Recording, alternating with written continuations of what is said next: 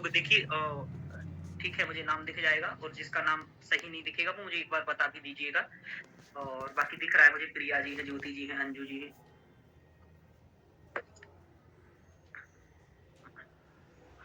बाकी मैं 1 मिनट ऐसे भी देख सकता हूँ जब आप बोलेंगे ना पीपल।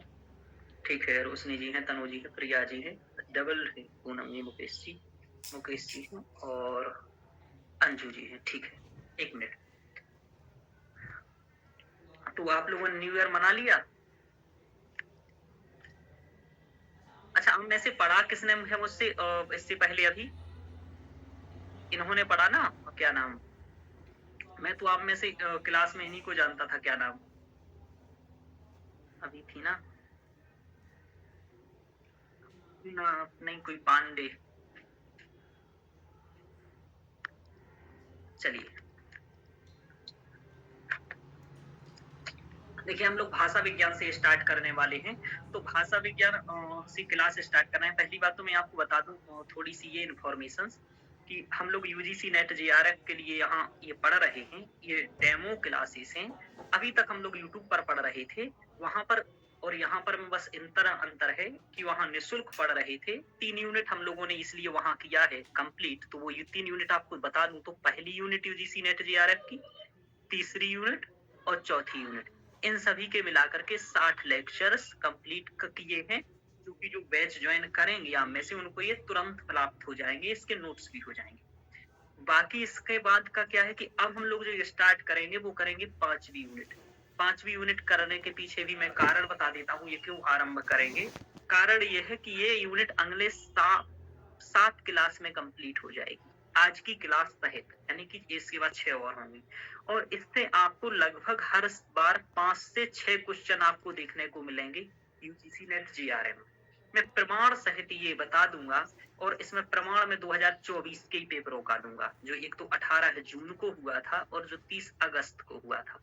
बाकी इसके अलावा भी पेपर करवाऊंगा, पेपर के क्वेश्चंस इसमें होंगे, लेकिन ये क्वेश्चंस मुख्य रूप से होंगे जिससे कि हम लोग समझ सकेंगे। तो इस आधार पर हम लोग भाषा विज्ञान करेंगे कि 5-7 क्लास पढ़ो, 5-7 क्वेश्चंस आएंगे। इस उद्देश्य से हम लोगों को पढ़ना है, पढ़ रहे हैं। दूसरा, ये बैच का आप लोगों को सभी को मालूम होगा ही कि मैंने बैच आरंभ किया है, यदि आप मेरे टेलीग्राम से जुड़े हैं। इसमें आपको करवाऊंगा क्या कि देखो, अभी कुछ लोगों का यही सबसे पहला प्रश्न था कि कितने दिन में ये 10 यूनिट हो जाएगा। तो देखो, यूट्यूब की क्लास और यहाँ की क्लास में अंतर होगा। यहाँ मेरे ऊपर प्रेशर रहेगा आपका कि कितने दिन में कराना है। ज्यादा से ज्यादा अगले 3 महीने में क्लासेस हो जाएगी कंप्लीट, 3 से 4 महीने में क्लासेस कंप्लीट हो जाएंगी। इसमें नोट्स कैसा रहेगा? तो हैंड रिटन रहेगा, वो भी पीडीएफ फॉर्म में रहेगा। कैसा रहेगा देख लीजिए, ये जो सिलेबस मैंने विभाजित किया है ये है। बाकी नोट्स रहेगा इस तरीके से, ये दिख रहा है आपको। जैसे अभी भाषा विज्ञान पढ़ाना आरंभ करूंगा कि क्या क्वेश्चंस आए हैं, पीजीटी में क्या आया है, कहाँ कैसा आया है, इस तरीके से हैंड रिटन रहेगा। जब ये हैंड रिटन तभी समझ में आएगा जब आप मुझसे पढ़ लेंगे। हालांकि बिना पढ़े भी यदि आपने पढ़ा है तो आएगा। बाकी इसके साथ कुछ कुछ शॉर्ट नोट्स भी लगा रहेगा साथ में। कैसे लगा रहेगा? जैसे क्वेश्चंस भी लाएंगे, जैसे ये 2015 जो भी क्वेश्चंस रहेंगे तो क्वेश्चंस भी साथ में बीच बीच में कराते जाएंगे।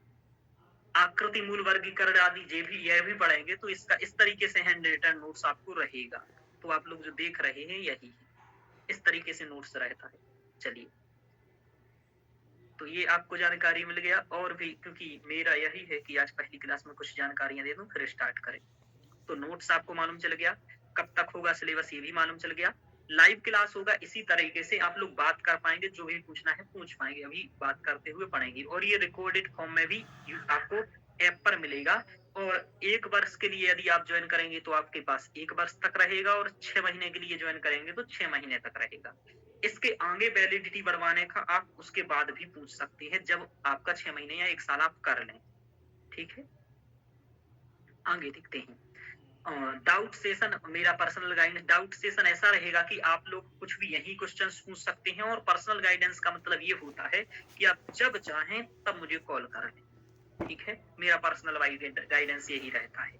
और जो भी समस्या हो, अपने जीवन की हो, पढ़ाई की हो, वो पूछ लें। इसमें विगत वर्षों के पीवाईक्यू शामिल होंगे और टेस्ट भी शामिल होंगे, ये होगा। ठीक है, फीस आपको दिख ही रही है, 6 महीने का इतना है, 1 वर्ष का इतना है। अब देखो, ये जानकारी बस इतनी ही थी। इसके आगे जानकारी समाप्त है और हम लोग पढ़ना स्टार्ट करेंगे। मैं ये 3 चीज़ें आपको मेथड समझा दूँ, तभी इस क्लास का आप लाभ ले पाएँगे। तो सबसे पहले मेथड ये है, जब आप लोग बीएड किए होंगे या बीएड नहीं भी किए हैं, तो जब आप पहली unit UGC net JRF first paper की पढ़े होंगे, है ना? मैं क्या कह रहा हूँ, यूजीसी नेट फर्स्ट पेपर पढ़े होंगे, तो आपने देखा होगा वहाँ पर कि 3 प्रकार से ये होता है कि 3 तरीके से पढ़ने के तरीके होते हैं। एक तो होता है व्याख्यान विधि। ये क्यों बता रहा हूँ? ये इसका बहुत बड़ा उद्देश्य बताने के पीछे। दूसरा होता है छात्र केंद्रित विधि और एक होता है मिश्रित विधि। अब इनका लाभ क्या है? जब आप लोग पढ़ रहे हो तो पढ़ाने की विधि कौन सी सर्वोचित होती है और किसके लिए कौन सी विधि होती है, ये जानना बहुत जरूरी है। व्याख्यान विधि में क्या होता है कि मैं आपको लेक्चर बना दूं, आप लोगों से बात ना करूं और आपको लेक्चर अपनी तरीके से समझा दूं। अब समझ आ जाए ये आपकी बौद्धिक क्षमता पर निर्भर करता है, समझ ना आए तो भी आप जानो। मेरा काम है व्याख्या देना। जैसे कि कॉलेज के प्रोफेसर आते थे, व्याख्या देकर के चले जाते थे, हालांकि वो तो समझाते भी थे, आपसे भी बात करते होंगे, लेकिन कुछ ऐसे होते हैं यानी कि जो रिकॉर्डेड क्लास केवल प्रोवाइड करते हैं, वो आपका क्या है, व्याख्यान विधि में आता है। रिकॉर्ड बनाया, रिकॉर्डिंग किया और आपको दे दिया। देखना देखो, नहीं देखना ना देखो, डाउट सेशन नहीं करेंगे, मूल्यांकन नहीं करेंगे, कुछ नहीं करेंगे। एक होता है छात्र केंद्रित कि टॉपिक आप लोग ही बताओगे, क्या आपको पढ़ना है वो भी आप बताओगे, कैसे पढ़ना है वो भी आप बताओगे, ये सब आप करोगे। बस वो जो टीचर होगा वो आपको पढ़ाएगा। ये होती है छात्र केंद्रित विधि। और छात्र को कैसे ध्यान में रखकर छात्र को जिस जिस तरीके से पढ़ना पसंद हो वैसे पढ़ेगा। इसको मैं मानता हूँ, ये तो मुझे नहीं लगता है कि आज के मतलब परिप्रेक्ष्य में है, लेकिन जो मुक्त विद्यालय होते हैं वो इसी संदर्भ में होते हैं। विद्यार्थी अपने हिसाब से पढ़ते रहते हैं, बाकी वो पढ़ रहे हैं नहीं पढ़ रहे हैं कोई मतलब नहीं। मुझे मिश्रित विधि सबसे अच्छी लगती है। इसमें टीचर भी होता है और स्टूडेंट भी होता है। इसमें टीचर क्या करता है, टीचर पढ़ाता है, बातें करते हुए पढ़ाता है, बात करता है। लाइव क्लासेस इसी में आती है। लाइव में यूट्यूब लाइव भी है, अच्छी पहल है यूट्यूब की लाइव, लेकिन उससे अच्छी पहल है ये जो गूगल मीट की लाइव है। यहाँ क्या होता है, आप लोग मुझसे जुड़ाव महसूस करेंगे अभी, क्योंकि मैं क्वेश्चंस पूछूंगा अभी हाल आप लोगों से मौखिक तौर पर, आप मौखिक उत्तर देंगे। सबसे बड़ा इसका लाभ होगा, आप इंटरव्यू का बोलना सीखेंगे, कहीं भी बोलना सीखेंगे कि मैंने आपसे कोई क्वेश्चन अचानक पूछा, अब आपको उस पर बोलना है, तो इससे आप बोलने में एक तो ज्ञान आपका प्रदर्शित होगा, दूसरा आपकी भाषा भी सुदृढ़ होगी दिनों प्रतिदिन कि कैसे आंसर देना है तात्कालिक रूप से, कभी भी कोई पूछ रहा है तब हो गया। तो इसमें बात करते हुए पढ़ते हैं। ये इसमें क्या होता है, जो डाउट आया तुरंत समाधान होता है। जैसे आपको अभी कोई डाउट रहा तो आप अभी पूछ लेंगे कि ये सर क्या है, यदि सर को आता होगा तो बता देंगे, नहीं आता होगा तो सर कहेंगे कल बता देंगे, है ना? क्योंकि कहा गया है मुद्राक्षर में, ना सर्वः सर्वम जानाति, कि सभी लोग सब कुछ नहीं जानते हैं, तो आपके सर भी सब कुछ नहीं जानते हैं, हालांकि प्रयास करते हैं कि आप लोगों के पढ़ाने योग्य जानूं। तो छात्र मतलब मिश्रित विधि में ये बातें करते हुए पढ़ेंगे। तो पहला यही कहना कि आप लोग पढ़ेंगे तो मुझसे जो मैं क्वेश्चंस पूछूं उसका उत्तर देने का प्रयास करेंगे। दूसरा ये कि एक व्यक्ति बीच में बोलते जाएगा, मैं कहूंगा समझ में आ गया तो कहेंगे जी सर समझ में आ गया, या नहीं आया तो आप कहेंगे ये समझ में नहीं आया। दूसरा ये कि एक मैं 5 मिनट का या 7 मिनट का टॉपिक्स जो भी पढ़ाऊंगा, हम पढ़ाने के बाद पूछूंगा कि आपने पढ़ लिया, समझ में आया, तो आप कहेंगे जी सर पढ़ लिया, समझ में आ गया। नहीं आया, क्या नहीं आया वो पूछेंगे। क्वेश्चंस कैसे बनेगा सर इसका, जो भी आपको डाउट हो वो पूछ सकते हैं।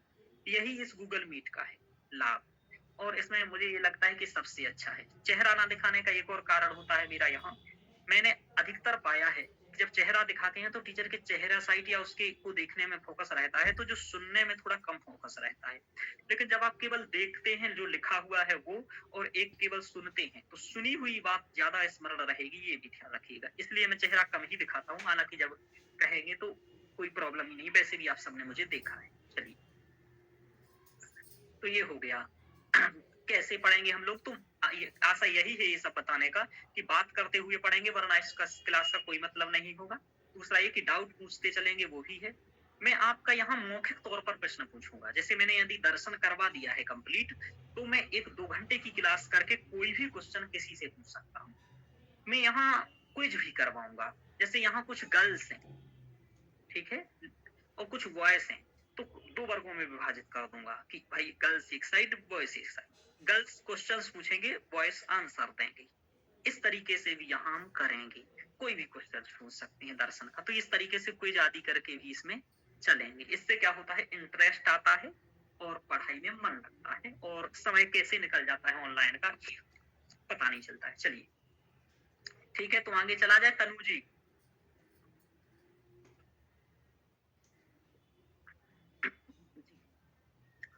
पूनम जी, हाँ एक हैंड रिटन वाला भी है, आप हाथ वाला भी, हाथ भी आप बता सकती हैं जब आपको कोई। देखिए ये 5वीं यूनिट का सिलेबस है, यहीं से हम लोगों को पढ़ना स्टार्ट करना है। तो सिलेबस को थोड़ा समझो। सबसे पहले 2 प्रकार की स्टडी होती है, एक तो आपने सुना होगा हार्ड वर्क, और एक होता है स्मार्ट वर्क।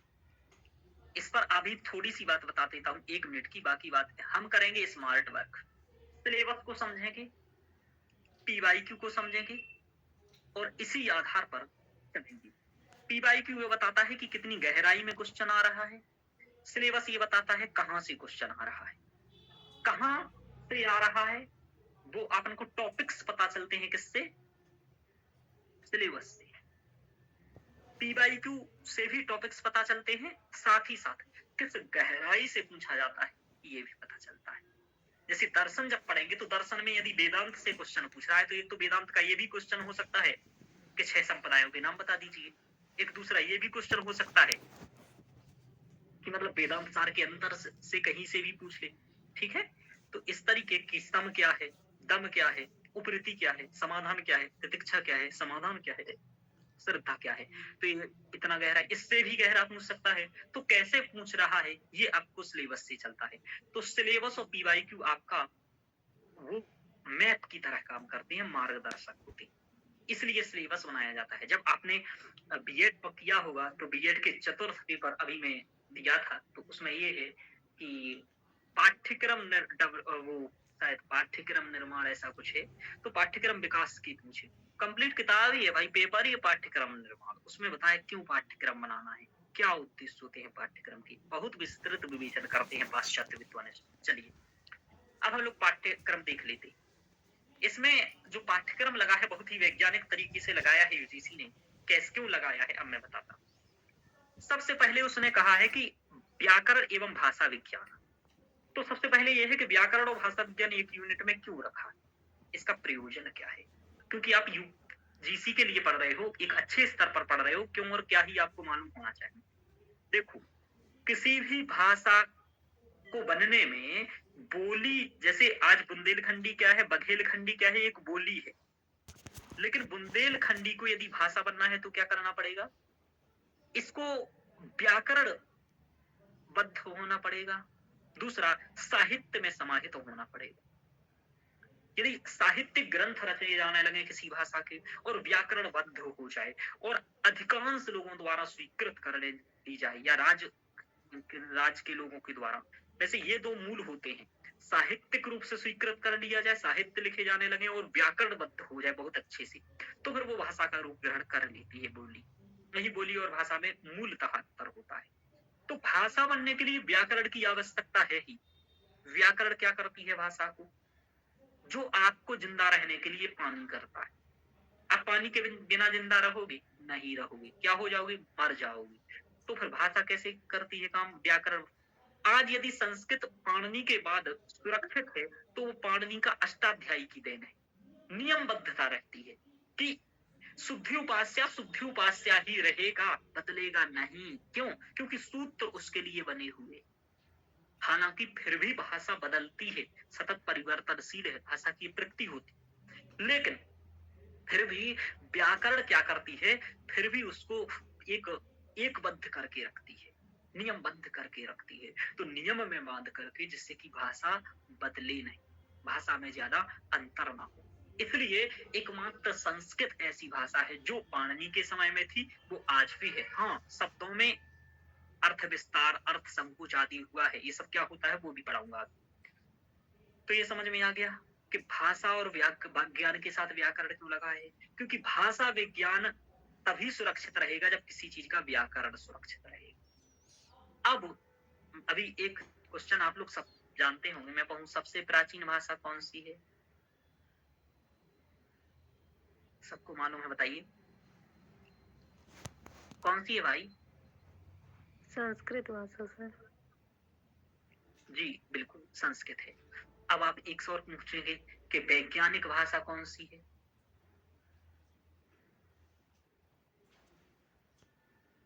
आपकी नजर में भाषाएं तो बहुत सारी हैं, लेकिन वैज्ञानिक भाषा कौन सी? संस्कृत सर। आप कह रहे हैं संस्कृत। तो मैं एक क्वेश्चन और पूछता हूँ, आप मुझे ये बता दीजिए बस कि संस्कृत वैज्ञानिक क्यों है और हिंदी वैज्ञानिक क्यों नहीं, या फिर हिंदी भी वैज्ञानिक है, तो आप कैसे ये 2-3 उदाहरण देंगे, 3 तर्क देंगे कि जिस आधार पर आप कह सकते हो कि हिंदी वैज्ञानिक नहीं है, या फिर हिंदी से क्या विशेषताएं विशेष हैं संस्कृत, जो जिस आधार पर आप हिंदी से उत्कृष्ट या इंग्लिश से उत्कृष्ट कह सकते हो संस्कृत, ऐसे क्या मामले? ये सबसे पहला क्वेश्चन है, क्योंकि हर जगह इंटरव्यू में आप कहोगे संस्कृत वैज्ञानिक भाषा है, कैसे? मंत्रों के कारण। देखिए सर हमारे व्याकरण यहाँ के मंत्र, कारण है, जो पाणिनि आदि ने कुछ रूल दिए हैं, नियम है इसके संस्कृत भाषा के, वो अभी तक चेंज नहीं हुए और ना ही चेंज होंगे, तो सर इस वजह से। अच्छा जी, ये कह रहे हैं मंत्रों के कारण। वैदिक मंत्रों के कारण से भी इसे वैज्ञानिक भाषा मानी जाती है। जी देखिए, अच्छा है वैदिक मंत्र, इस्लाम में भी उर्दू है, आयतें हैं, आयतों के कारण भी उसको वैज्ञानिक मान लें। जो बात हमारे मंत्रों में लिखी है हमारे लिए, वो उनकी आयतों में लिखी है उनके लिए। हाँ भाली, वो आपके दृष्टि से गलत होगी, लेकिन उनकी दृष्टि के से तो आपका भी गलत होगा। सर अगर लोक में देखी जाए, जितनी संस्कृत भाषा शुद्ध एवं परिष्कृत है, उससे अन्य जो है भाषाएं उतनी शुद्ध एवं परिष्कृत नहीं है, चाहे वो हिंदू धर्म का हो, वेरी गुड। नहीं चाहे वो मुस्लिम धर्म का हो, चाहे ईसाई धर्म का हो। जी, अब आपको ऐसे ना कह के आपको ऐसे कहना है, अपेक्षित स्वरूप में संस्कृत अधिक परिष्कृत है, इसका इतिहास विस्तृत है, और इसका परिष्करण सबसे पहला ऐसा मापदंड होता है जो किसी चीज को शुद्ध बनाता है। परिष्करण क्या कहलाता है किसी चीज का? परिष्करण का मतलब क्या होता है? एक आपने जब संस्कृत भाषा की परिभाषा पढ़ते होंगे तो आप सबको याद होगा, क्या है संस्कृत भाषा की परिभाषा? संस्कार युक्त परिमार्जिताश्च या भाषा संस्कृत भाषा, सुना है ना सबने? जरूर जी सुना सर। होगा। हाँ, तो जी संस्कार सर, युक्त और परिमार्जिताश्च, कपिल देव परिमार्जिताश्च कहने का मतलब क्या है यहाँ बताइए? परिमार्जित कहने का मतलब क्या है? परिमार्जित कहने का मतलब ये होता है बर्तन मांजना। बर्तन मांजते हो, जितना मांजते हो उतना साफ निकलता है। मेरे पास एक चाय पीने वाला गिलास है 4-5 साल से, मैं रोज उसी एक ही गिलास से चाय पीता हूँ और उसी गिलास को धोता हूँ बार बार, वो बहुत अच्छा हो गया है, चमकने लगा है और ज्यादा। इसका कारण क्या है? मैंने उसको परिष्कृत किया है, बार बार धोया है, उसका मार्जन किया है। बस यही संस्कृत के साथ है। संस्कृत पर पाणिनि से पहले आपने देखा हो इंद्रन चांद्रम कास्कृष्णम आदि आदि 8 व्याकरणों का नाम उल्लेख था कि नहीं था? बोलो। जी सर। मालूम है ना? फिर उसके बाद पाणिनि आए, कात्यायन आए, पतंजलि आए, भर्तृहरि आए, वामन जयादित्य, भट्टोजी दीक्षित, नागेश भट्ट, जैनेन्द्र, कैयट, शाकटायन, हेमचंद्र सूरी और सारस्वत व्याकरण के अनुभूति स्वरूपाचार्य। तो ये जो आए हैं ना, इन सब ने उसी संस्कृत के नियमों पर शोध किया, अनुसंधान किया, अपने तर्क वितर्क किया और उस भाषा को सदैव निरंतर प्रगतिशील रूप से परिष्कृत किया, जिससे कि एक व्याकरण एक स्वरूप, एक संरचना को प्राप्त कर गई, एक स्वीकृतता को प्राप्त कर गई। जैसे मैं एक और उदाहरण बताऊं, यदि मैं आपसे कहूं पहली बार कोई बच्चा है, उससे मैं कहूं आग जलाती है, वो कहेगा कैसे मान लूं? नहीं मानूंगा। तो मैं कहूंगा उंगली डालो, पहली बार जब डालेगा तो जल जाएगी, तो बोलेगा हाँ जलाती है। दूसरी बार कहेंगे, दूसरी बार करो तो फिर जलाती है। ऐसे उसको यदि मैं 100 बार उंगली अग्नि में डलवा दूं तो उसको 100% प्रमाण मिल चुके हैं कि अग्नि जलाती है, और ये ज्ञात हो चुका है उसको बहुत अच्छे से। यही भाषा के साथ होता है। जितना ज्यादा विचार विमर्श अनुसंधान शोध किसी भाषा पर कर लिया जाए तो वह भाषात्मक रूप में वैज्ञानिकता हासिल कर लेती है। वैज्ञानिकता क्या होती है सर? देखो, विज्ञान सीधा साधा मतलब है विज्ञान का किसी भी चीज का सुव्यवस्थित, क्रमबद्ध, तार्किक, सार्वभौमिक जब अध्ययन किया जाए वही क्या है? विज्ञान है। तर्कों पर आधारित हो, ठीक है, सार्वभौमिक हो। जैसे न्यूटन को लो, यहाँ भी होगा तो अमेरिका में भी होगा। चाहे भाई उत्तर भारत बोल ले संस्कृत या दक्षिण भारत बोल ले, टोन बदल सकती है, संस्कृत के नियम नहीं, संस्कृत नहीं, संस्कृत वही रहेगी। तो ये क्या दिखा रहा है? सर बोलने का तरीका चेंज हो सकता है लेकिन संस्कृत की व्याकरण नियम इत्यादि को हम चेंज नहीं कर सकते हैं। नहीं कर सकती, और इससे भाषा की एकलता बनी रहती है, ठीक है। अब देखो, तो आपके में पाणिनि, कात्यायन, पतंजलि, भर्तृहरि, वामन, जयादित्य, भट्टोजी, दीक्षित, नागेश भट्ट, जैनेन्द्र, कैयट, सकटायन, इनका परिचय यही क्यों बताया इन लोगों ने, यूजीसी वालों ने? क्योंकि भाषा वैज्ञानिक दृष्टि से सबसे ज्यादा योगदान इन्हीं का है। और इन सब में किसका सबसे ज्यादा योगदान है सर? पाणिनि पतंजलि में सबसे ज्यादा योगदान किसका है? तो पाणिनि को पापा माना जाता है इस चीज के माने में। पापा का मतलब पाश्चात्य की बात यदि हम करें, प्राचीन में यदि कोई तुलनात्मक भाषा अध्ययन का जनक रहा तो पाणिनि, और यदि आधुनिक में कोई तुलनात्मक भाषा का जनक रहा तो William Jones, sir William Jones रहे। उन्होंने संस्कृत, लैटिन और ग्रीक का तुलनात्मक अध्ययन किया, और पाणिनि ने अपने तात्कालिक समय की भाषाओं का अध्ययन किया। हालांकि पतंजलि ने भी किया, ऐसा पतंजलि खुद लिखते हैं अपने महाभाष्य में कि मैंने भी किया, क्षेत्रीय भाषाओं का, बोलियों का भी किया पतंजलि ने। तो ये, लेकिन पाणिनि ऐसे महत्वपूर्ण है जो सूर्य की, जैसे ब्रह्मांड में सूर्य सबको प्रकाशित करता है और उसी सूर्य के आधार पर सभी ग्रह चमकते हैं और अपने कार्यकलाप संचालित करते हैं, सेम उसी प्रकार पाणिनि के व्याकरण के आधार पर ही, उसी पर ही पतंजलि ने भी वाक्कार किया, कात्यायन ने भी किया, भर्तृहरि, वामन, जयादित्य, भट्टोजी, दीक्षित, आगे के जो सब रहे उनने उन्हीं के व्याकरण को पर काम किया, शोध किया, अनुसंधान किया। विज्ञान दो तरीके से शोध करता है। जब आप शोध पढ़ेंगे यूनिट पेपर 1 में मुझसे, तो मैं बताऊंगा दो प्रकार की शोध होती है। एक तो पहले जो चीज विद्यमान है उसको और प्रमाणिकता प्रदान करने के लिए, ठीक है, और एक नई समस्या के लिए।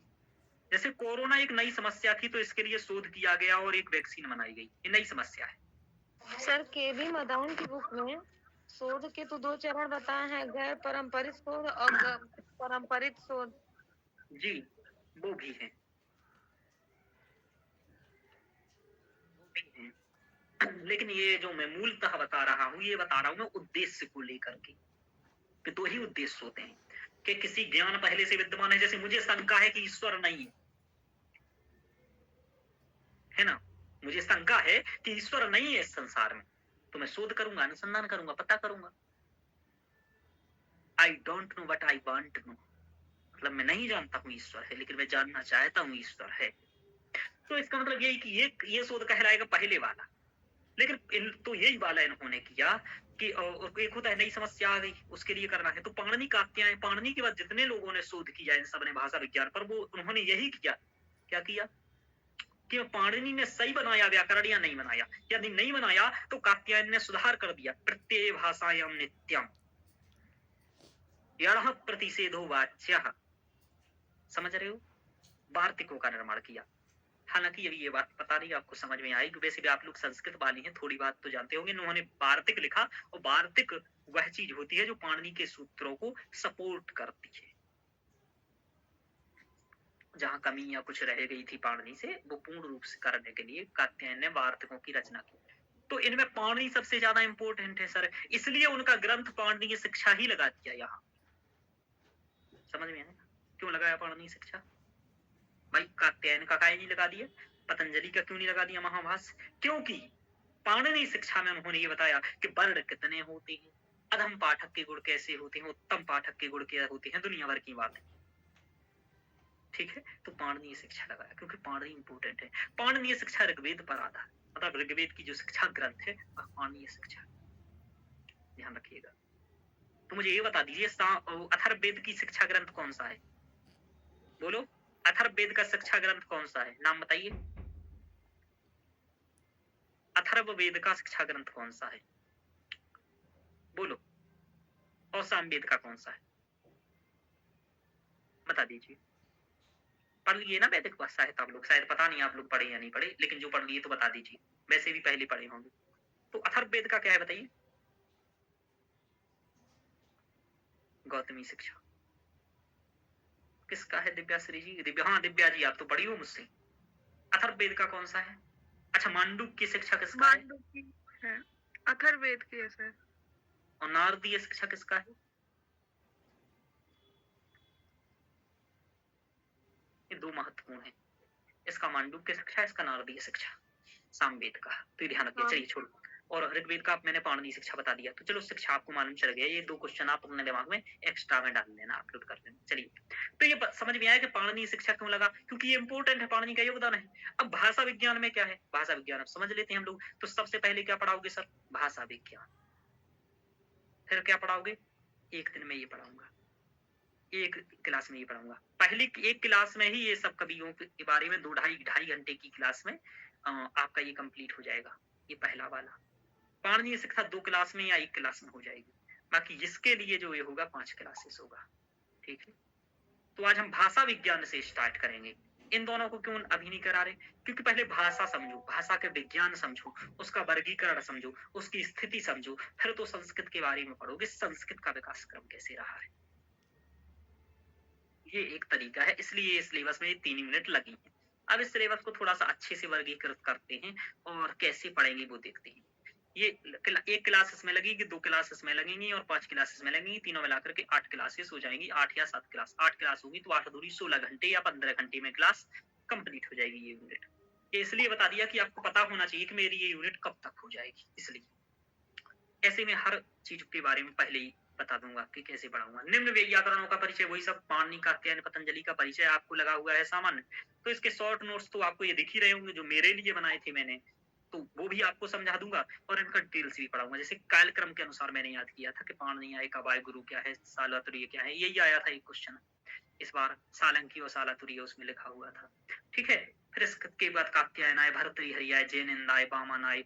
जैनिंद 8वीं में, वामन फिर 7वीं, 8वीं में शाक्टायन, कैयट 12वीं में हेमचंद, भट्टोजी दीक्षित 16वीं में, नागेश भट्ट। ठीक है, 17वीं शताब्दी के अनुभूति स्वरूपाचार्य। इनके बारे में परिचय कराऊंगा। ये एक दिन का काम है। यदि इस बार के पेपर में यदि किसी को देना है तो इतना ही पढ़ के चले जाओ, आपका पेपर का क्वेश्चन हो जाएगा कंप्लीट। मतलब इतने से हो जाता है। ये शॉर्ट नोट्स है बहुत। इस तरीके से जो मेरा शॉर्ट नोट्स है वो भी समझाऊंगा। ये पाणिनि शिक्षा आपको पढ़ाऊंगा। देखो, ये पाणिनि शिक्षा इस बुक से पढ़ाऊंगा। कारण ये है कि मैं अपने हाथ से इतने श्लोक क्यों लिखूं, इससे अच्छा है कि यही श्लोक यहीं समझा दूं। और बहुत ज्यादा कुछ है नहीं, ये 2-3 पेज का नोट्स है, बस यहीं तक है। ठीक है, तो पाणिनि शिक्षा पढ़ेंगे। आज से भाषा विज्ञान पढ़ेंगे। भाषा विज्ञान सबसे ज्यादा क्वेश्चन आते हैं इसी से पढ़ेंगे। अब मैं आप लोगों से पूछता हूँ, बताइए भाषा क्या है? सबसे पहले सिलेबस में पता है क्या लिखा है आपके? एक बार सिलेबस देख लीजिए। मैं सिलेबस कम से कम 50 बार दिखाऊंगा, है ना, तो बुरा मत मानिएगा। सिलेबस में पहला लिखा है भाषा की परिभाषा। भाषा की परिभाषा से क्वेश्चंस बनते। देखो ये लिखा है भाषा की परिभाषा। फिर पढ़ेंगे भाषाओं का वर्गीकरण। आज ये दोनों कंप्लीट करने का प्रयास करूंगा मैं, कि भाषा का वर्गीकरण तक हम लोग पढ़ लें, यहाँ तक। कल ध्वनियों का वर्गीकरण ये सभी इतना कर रहा हूँ, परसों ये सब पढ़ाऊंगा। ग्रासमान वाराणसी से क्वेश्चन बहुत आते हैं। चलिए, तो भाषा क्या है बता दीजिए। इतने लोग सुन रहे हैं, भाषा क्या है बता दीजिए। क्या होती है भाषा, बताइए। इतना क्यों डर रहे हो? चलिए, भाषा विज्ञान क्या होता है ये बता दीजिए, क्योंकि यही क्वेश्चन आएगा।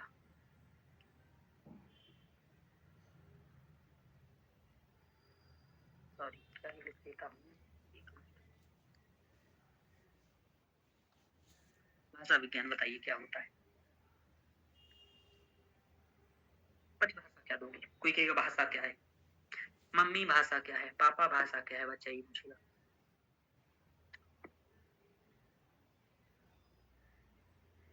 आप गए तमिलनाडु, आप गए तमिलनाडु ना, आपको इंग्लिश आती है ना, मतलब आपको इंग्लिश आती है, हिंदी भी आती है, तमिल नहीं आती है।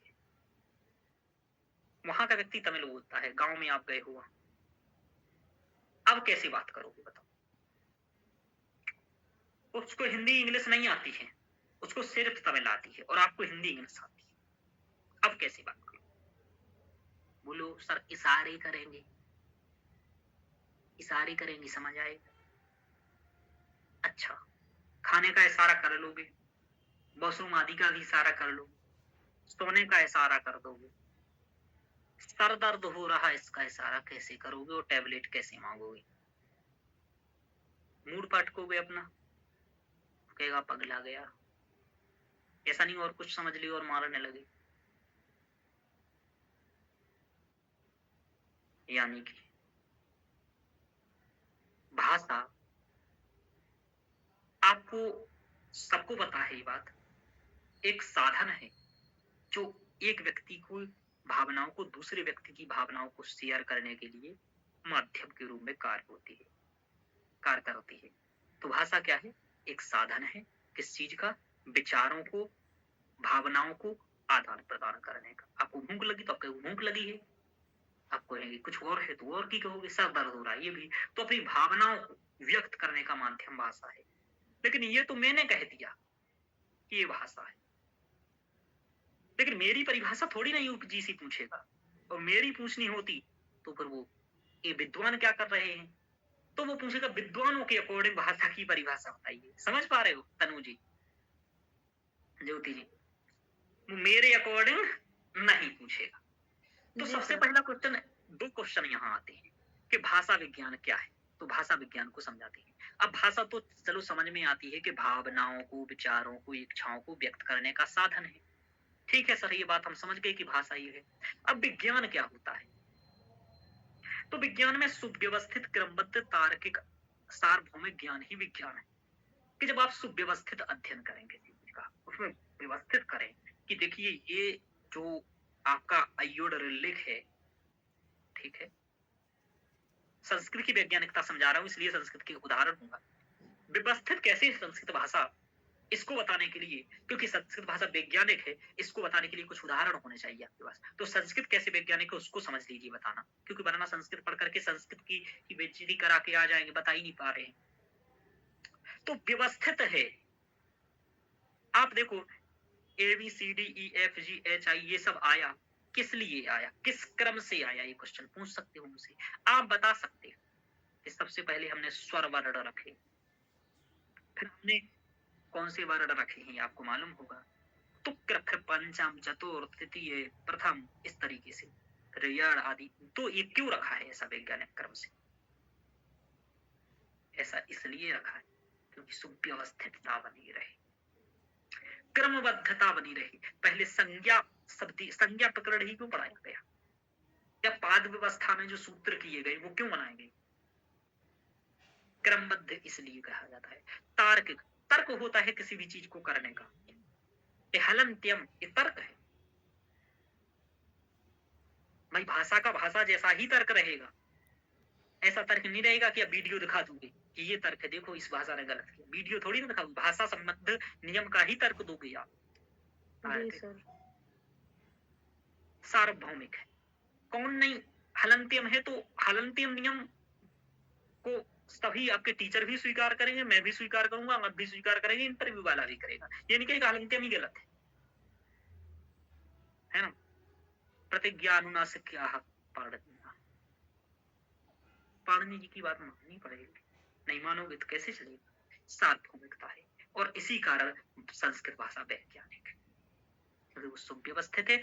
आप उसके जो अयोडलिक माहेश्वर सूत्र है उनको देख लीजिए, क्रमबद्ध है, अष्टाध्यायी का क्रम देख लीजिए सूत्रों का, तार्किक है, आप सूत्रों को दे दीजिए, हलंत्यम जहां लग रहा है तो हलंत्यम ही लग रहा है, और कोई, या फिर लग भी रहा है तो कोई ना कोई उसका निषेध, कुछ ना कुछ होगा सूत्र, बिना सूत्र के बात नहीं होगी, तर्क होगा उसका। सार्वभौमिक सबको पता है, इसलिए विज्ञान है। तो भाषा विज्ञान क्या है? तो भावनाओं, विचारों, इच्छाओं को व्यक्त करने का ऐसा साधन जो सुव्यवस्थित हो, क्रमबद्ध हो, तार्किक हो, सार्वभौमिक हो, वही भाषा विज्ञान है। क्योंकि और कोई विज्ञान भावनाओं को व्यक्त नहीं कर पाएगा। विज्ञान तो 50 है, सामाजिक विज्ञान, ठीक है। तो विचारों भावनाओं को व्यक्त करने वाली विज्ञान कौन सी है? तो भाषा विज्ञान।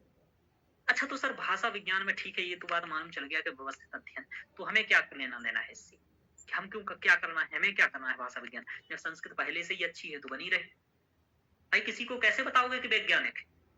दूसरा, वैज्ञानिकता सिद्ध करने के लिए और दूसरी की अवैज्ञानिकता सिद्ध करने के लिए या उसकी भी तुलनात्मक अध्ययन करने के लिए आपको ये तो पता होना चाहिए कि भाषा विज्ञान का जब हम अध्ययन करते हैं तो किन किन बिंदुओं का अध्ययन करेंगे। जैसे आपको संस्कृत और इंग्लिश की तुलना करनी है तो कैसे करोगे, है ना? अब व्हाट्सएप यूनिवर्सिटी तो से तो अपन लोग करेंगे नहीं कि कुछ भी बोल दिए, अपन को एक तर्क होने चाहिए भाई इस अकॉर्डिंग का वही है।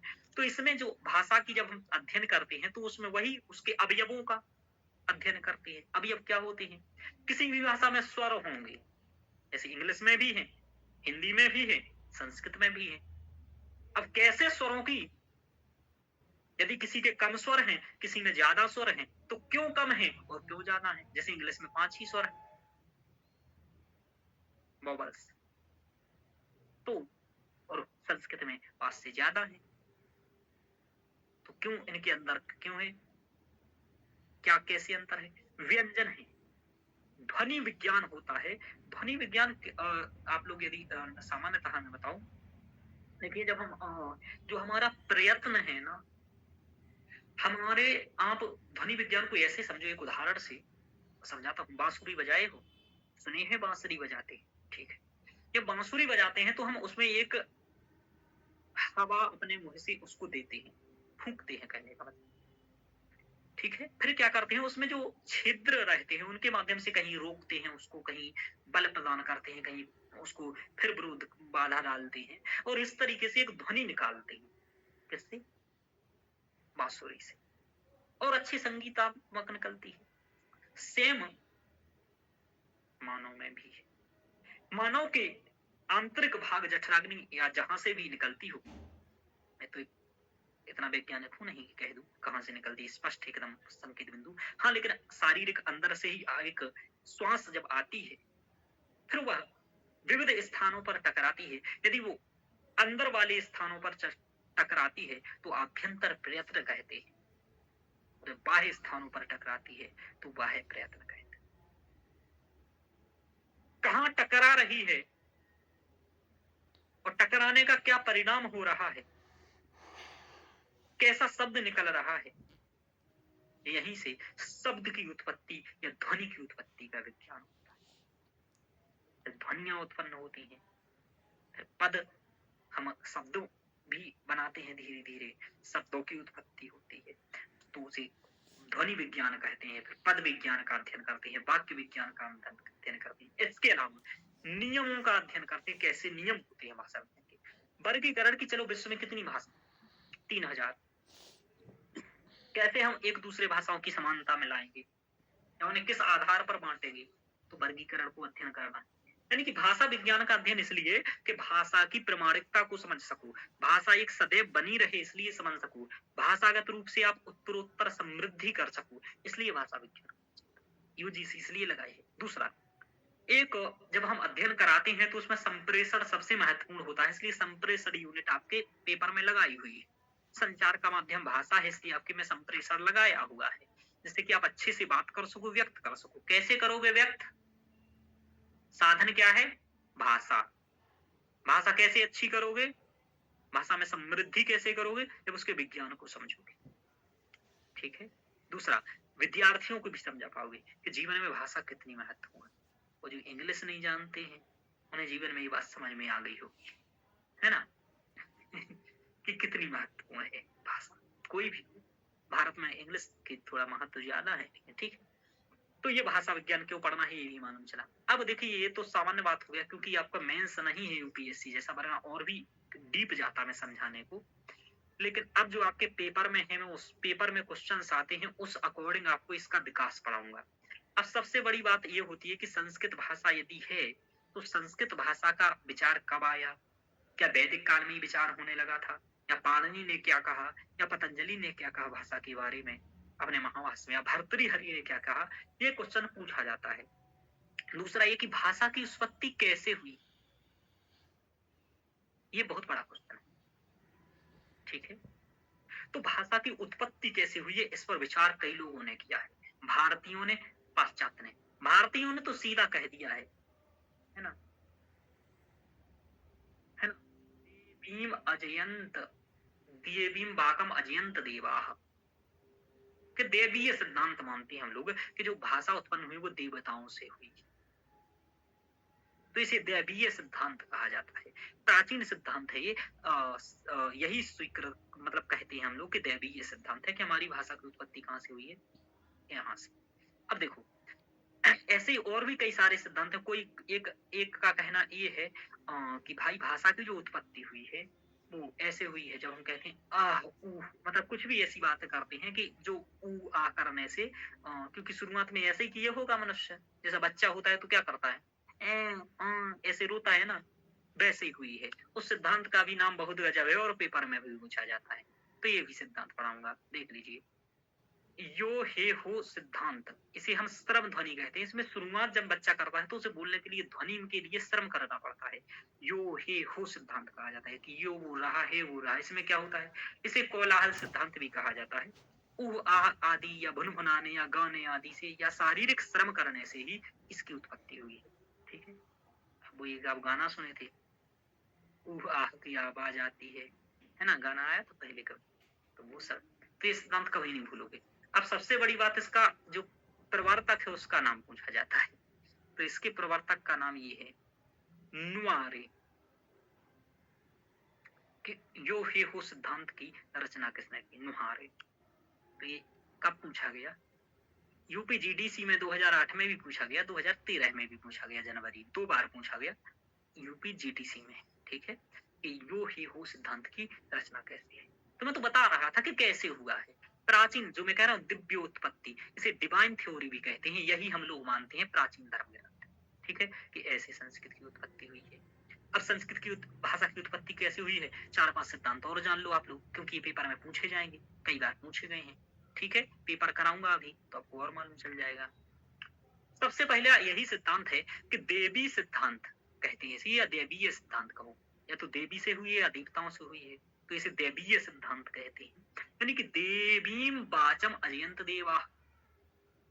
एक बार तो यही पूछ लिया गया एक जगह कि देवीम वाचम अजयंत देवा, यह सिद्धांत भाषा की, यह मंत्र किस सिद्धांत के माध्यम से बताता है कि देवी उत्पत्ति हुई है? शायद इसका क्वेश्चन कहीं लिखा भी, पता नहीं कहाँ लिखा।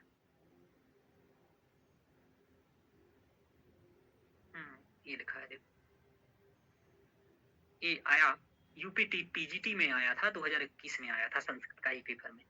देवी वाचम अजयंत देवा इति केन भाषोत्पत्ति सिद्धांतेन संबद्धः, किस भाषोत्पत्ति सिद्धांत से संबंधित है? संकेत सिद्धांत। अब ये संकेत क्या होता है इसके बारे में भी तो पढ़ना पड़ेगा। अनुकरण सिद्धांत क्या होता है इसके बारे में भी पढ़ना पड़ेगा। संगीत सिद्धांत कह रहा है और देवी सिद्धांत कह रहा है। देवी सिद्धांत है ना, समझ में आया कैसे क्वेश्चंस आएंगे पेपर में? क्यों क्यों पूछ रहा है भाषा की उत्पत्ति? क्योंकि भाषा विज्ञान पढ़ोगे तो पहले उत्पत्ति तो पढ़ोगे ना मेरे महाराज, तब तो उसके विज्ञान पढ़ो। तो ये आपको ध्यान रखना है, इस तरीके से क्वेश्चंस आपके बनेंगे। मैं यहाँ केवल यूजीसी के नहीं कराऊंगा, आरपीएससी, पीजीटी, टीजीटी और दुनिया में जहां भी भाषा विज्ञान आया होगा सब करा दूंगा। कारण ये है यूजीसी में भी कराऊंगा, ऐसा नहीं कि यूजीसी छोड़ के कराऊंगा। इससे कि क्योंकि आप 50 लोगों से थोड़ी ना भाषा विज्ञान पढ़ोगे, मेरे से पढ़ रहे हो। इतना समझ में आया? बताओ, कुछ बोल ही नहीं रहे हो तनु जी। जी सर। समझ में आ रहा?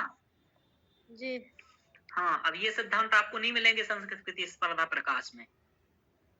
सर, ये मूल किताबों से ही प्राप्त हो सकते हैं।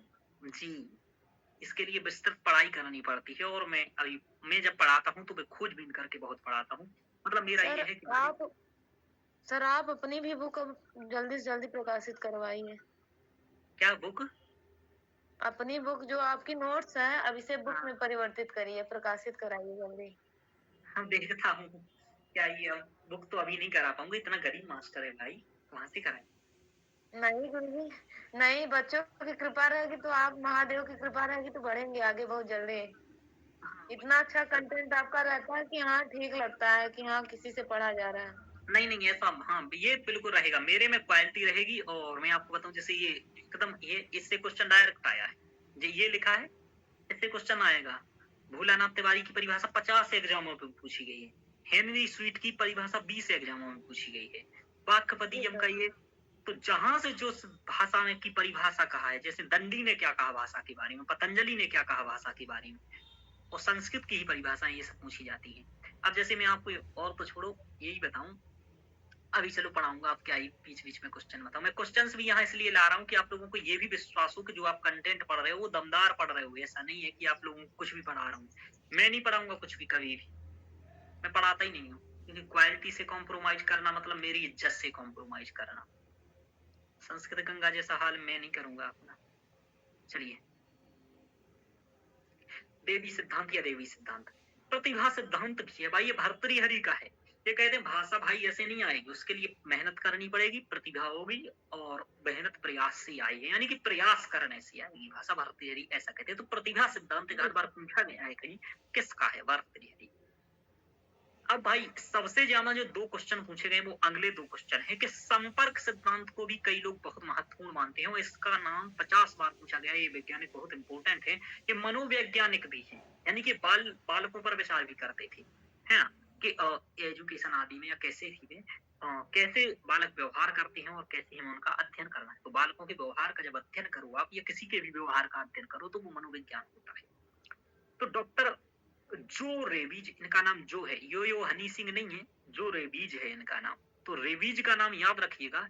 इनका मानना है कि जैसे आप मेरे संपर्क में आए, मैं आपके संपर्क में आया, तो भाषा की उत्पत्ति परस्पर लोगों के संपर्क में आने से हुई, ऐसा इनका कहना। ठीक है, तो इसी आधार पर इनके सिद्धांत का नाम संपर्क सिद्धांत रह गया। मैं आपको बताता हूं, यदि मुकेश जी आपकी गर्लफ्रेंड यदि तमिल की बन जाए और बहुत सुंदर हो और आपकी शादी हो जाए, तो धीरे धीरे आप तमिल भी सीख जाओगे, थोड़े बहुत तो सीख ही जाओगे।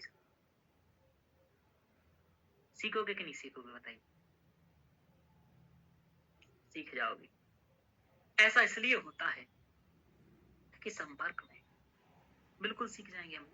ऐसा कारण है कि संसर्गजाः दोष गुणाः भवन्ति और संसर्गजाः गुणाः दोष भवन्ति, दोनों होता है।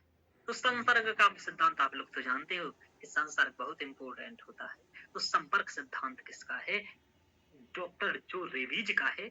ये मानते हैं संपर्क से भाषा की उत्पत्ति हुई है। कई एग्जाम में पूछा गया है, अभी क्वेश्चंस भी कराऊंगा।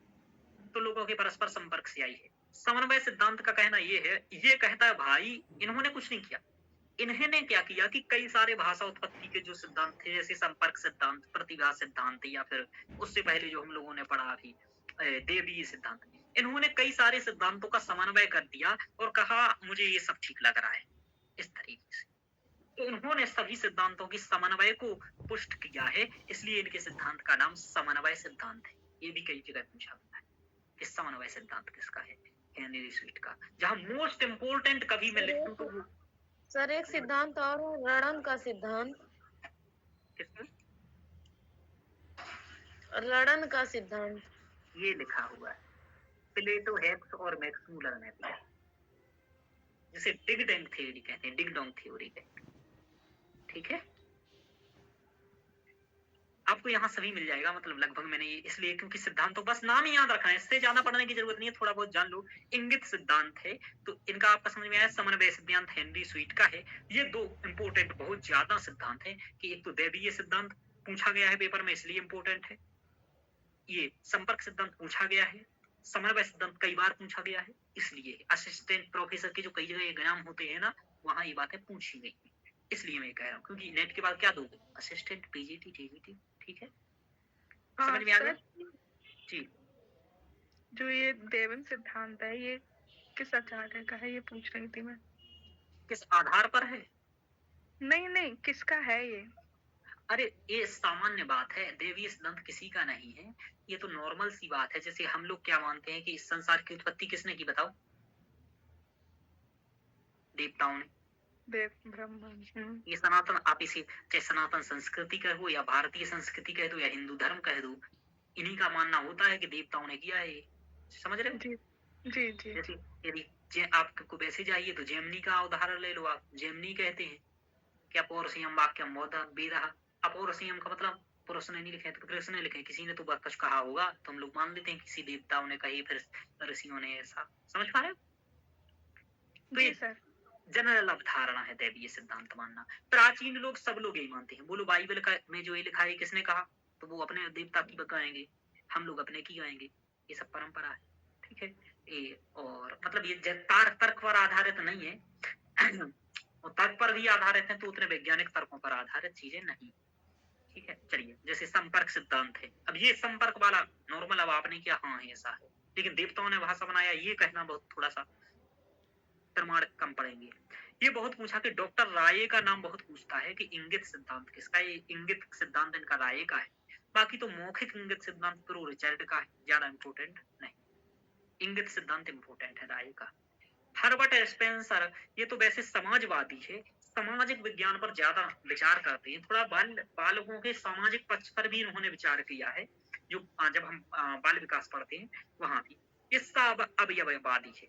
अवयववादी कहने का मतलब क्या हुआ सर, ये मानता है जैविक अनुरूपता होती है लोगों में और सामूहिक अनुरूपता होती है, मतलब एक रूपता होती है।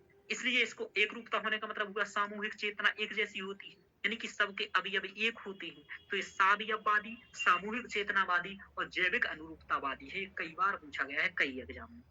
अधिकतर ये जब वहां बाल विकास पूछा जाता है, सीटेट में कई बार पूछा गया है ये क्वेश्चन। मैं दुनिया भर के एग्जाम का यहाँ बता दूंगा आपको, क्योंकि आपके सर भी पढ़ाई से जुड़े हुए। चलिए, पेपर जरूर दे आता हूँ मैं कोई भी।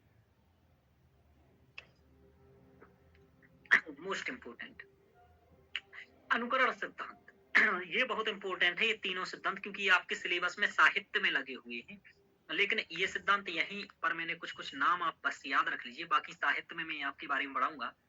प्लेटो या अरस्तु ये मानते हैं अनुकरण के माध्यम से भाषा सीखी जाती है, या कुछ भी अनुकरण। तो अनुकरण सिद्धांत ये कई बार पूछा जाएगा, तो ये प्लेटो और अरस्तु का है, मूल रूप से अरस्तु का है, ठीक है। प्लेटो ने आरंभ किया, अरस्तु ने विचार किया, विमर्श किया, आगे बढ़ाया। लॉन्जाइंस का उदात्तवाद है, ये कहते हैं काव्य का उदात्त मूल गुण होता है, ऐसी बात कहते हैं, तो उदात्तवाद की बात करते हैं लॉन्जाइस। और क्रोचे का अभिव्यंजनात्मकवाद है, ये भी आपको ध्यान रखना है। क्रोचे का याद रखना, ये तीनों सिद्धांत यूजीसी ने 4 से 5 बार पूछे, लेकिन ये यहाँ पढ़ते नहीं है, ये पढ़ते हैं हम लोग साहित्य के साथ। वहां जब भारतीय काव्य परंपरा पढ़ते हैं काव्य शास्त्र, और पाश्चात्य जब काव्य शास्त्र पढ़ते हैं वही इनका नाम भी आता है। तो अनुकरण सिद्धांत, प्लेटो अरस्तु, लॉन्जाइस, उदात्तवाद, क्रोचे, अभिव्यंजनावाद। अब कैसे सर ये याद होंगे? याद तभी होंगे जब आप रोज मेरे पढ़ाने के बाद हैंड रिटन नोट्स बना करके कम से कम इस चीज को 10 बार रिवीजन करोगे। और इसके बाद भगवान भी नहीं है, मैं केवल आपको 30% मदद कर सकता हूँ, टॉपिक समझा सकता हूँ, कंटेंट दे सकता हूँ, कंटेंट बस यही कर सकता हूँ। इसको लिखना, याद करना, रिवीजन करना, टेस्ट दे करके पेपर तक याद रखना, ये 70% मेहनत स्टूडेंट की होती है। तो कभी अकेले टीचर में हिम्मत ही नहीं है कि सिलेक्शन किसी का करा दे। हालांकि अकेले स्टूडेंट में हिम्मत है कि वो खुद का सिलेक्शन करवा ले, लेकिन उसके लिए थोड़ा मेहनत और समय ज्यादा लग जाता है। समय बचाने के लिए और एक सही दिशा पहले से किसी को मालूम हो, वो मुझे बता दे, तो थोड़ा सहजता हो जाती है, बस इसलिए टीचर है। तो जैसे अब ये आप लोग मूल किताबें कहाँ खोजो, इससे अच्छा है कि जो पढ़ रहे हैं ये पढ़ो, याद करो, रटो, जाओ। आगे चलते हैं।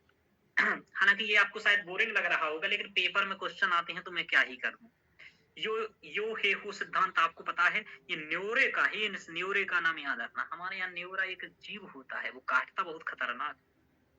जानते हो आप लोग न्योरे को? ये नुआरे लिखा है, ठीक है।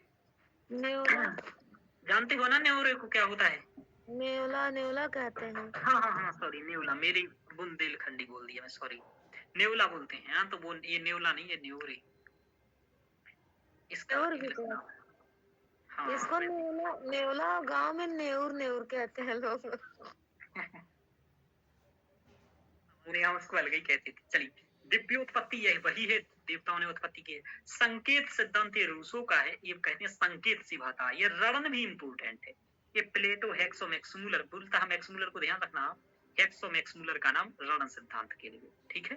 श्रम ध्वनि आपको पता ही चल गया, ये धातु मूल से उत्पत्ति हुई है भाषा की, ये मैक्समूलर और हेज का कहना है, ठीक है। तो मैक्समूलर और हेज का ही कहना है। तो आपको लगभग मैंने भाषा उत्पत्ति के सिद्धांत बढ़ा दिए, इनमें से 4-5 इंपोर्टेंट। चलिए अब आप लोग क्वेश्चंस कर लीजिए 3-4 इसके। ये आपका यूजीसी नेट जेआरएफ में आया, हालांकि अभी मैंने आपको ये पढ़ाया नहीं, लेकिन फिर भी मैंने आपको एक बात अभी बताया था अब मेरी क्लास में, हालांकि अभी पढ़ाऊंगा। यूजीसी नेट जेआरएफ 2015 में पूछा गया कि तुलनात्मक भाषा शास्त्र का अध्ययन में आरंभ काले कयोः भाषियों मध्ये ध्वनि साम्यम प्रत्यक्षीकृतम, किन किन भाषाओं का विलियम जोन्स ने अध्ययन किया था तुलनात्मक, ये यहाँ पूछा जा रहा है। ये छोड़ पढ़ाया ही नहीं अभी मैंने, हालांकि आपको पता चल जाएगा। आरपीएससी पीजीटी 2016 में पूछा गया भाषा उत्पत्ति सिद्धांतेषु संपर्क सिद्धांतस्य प्रवर्तका का कहा। संपर्क सिद्धांत किसने दिया है? संपर्क से भाषा आई है, बोलो बताइए, संपर्क सिद्धांत का प्रवर्तक कौन?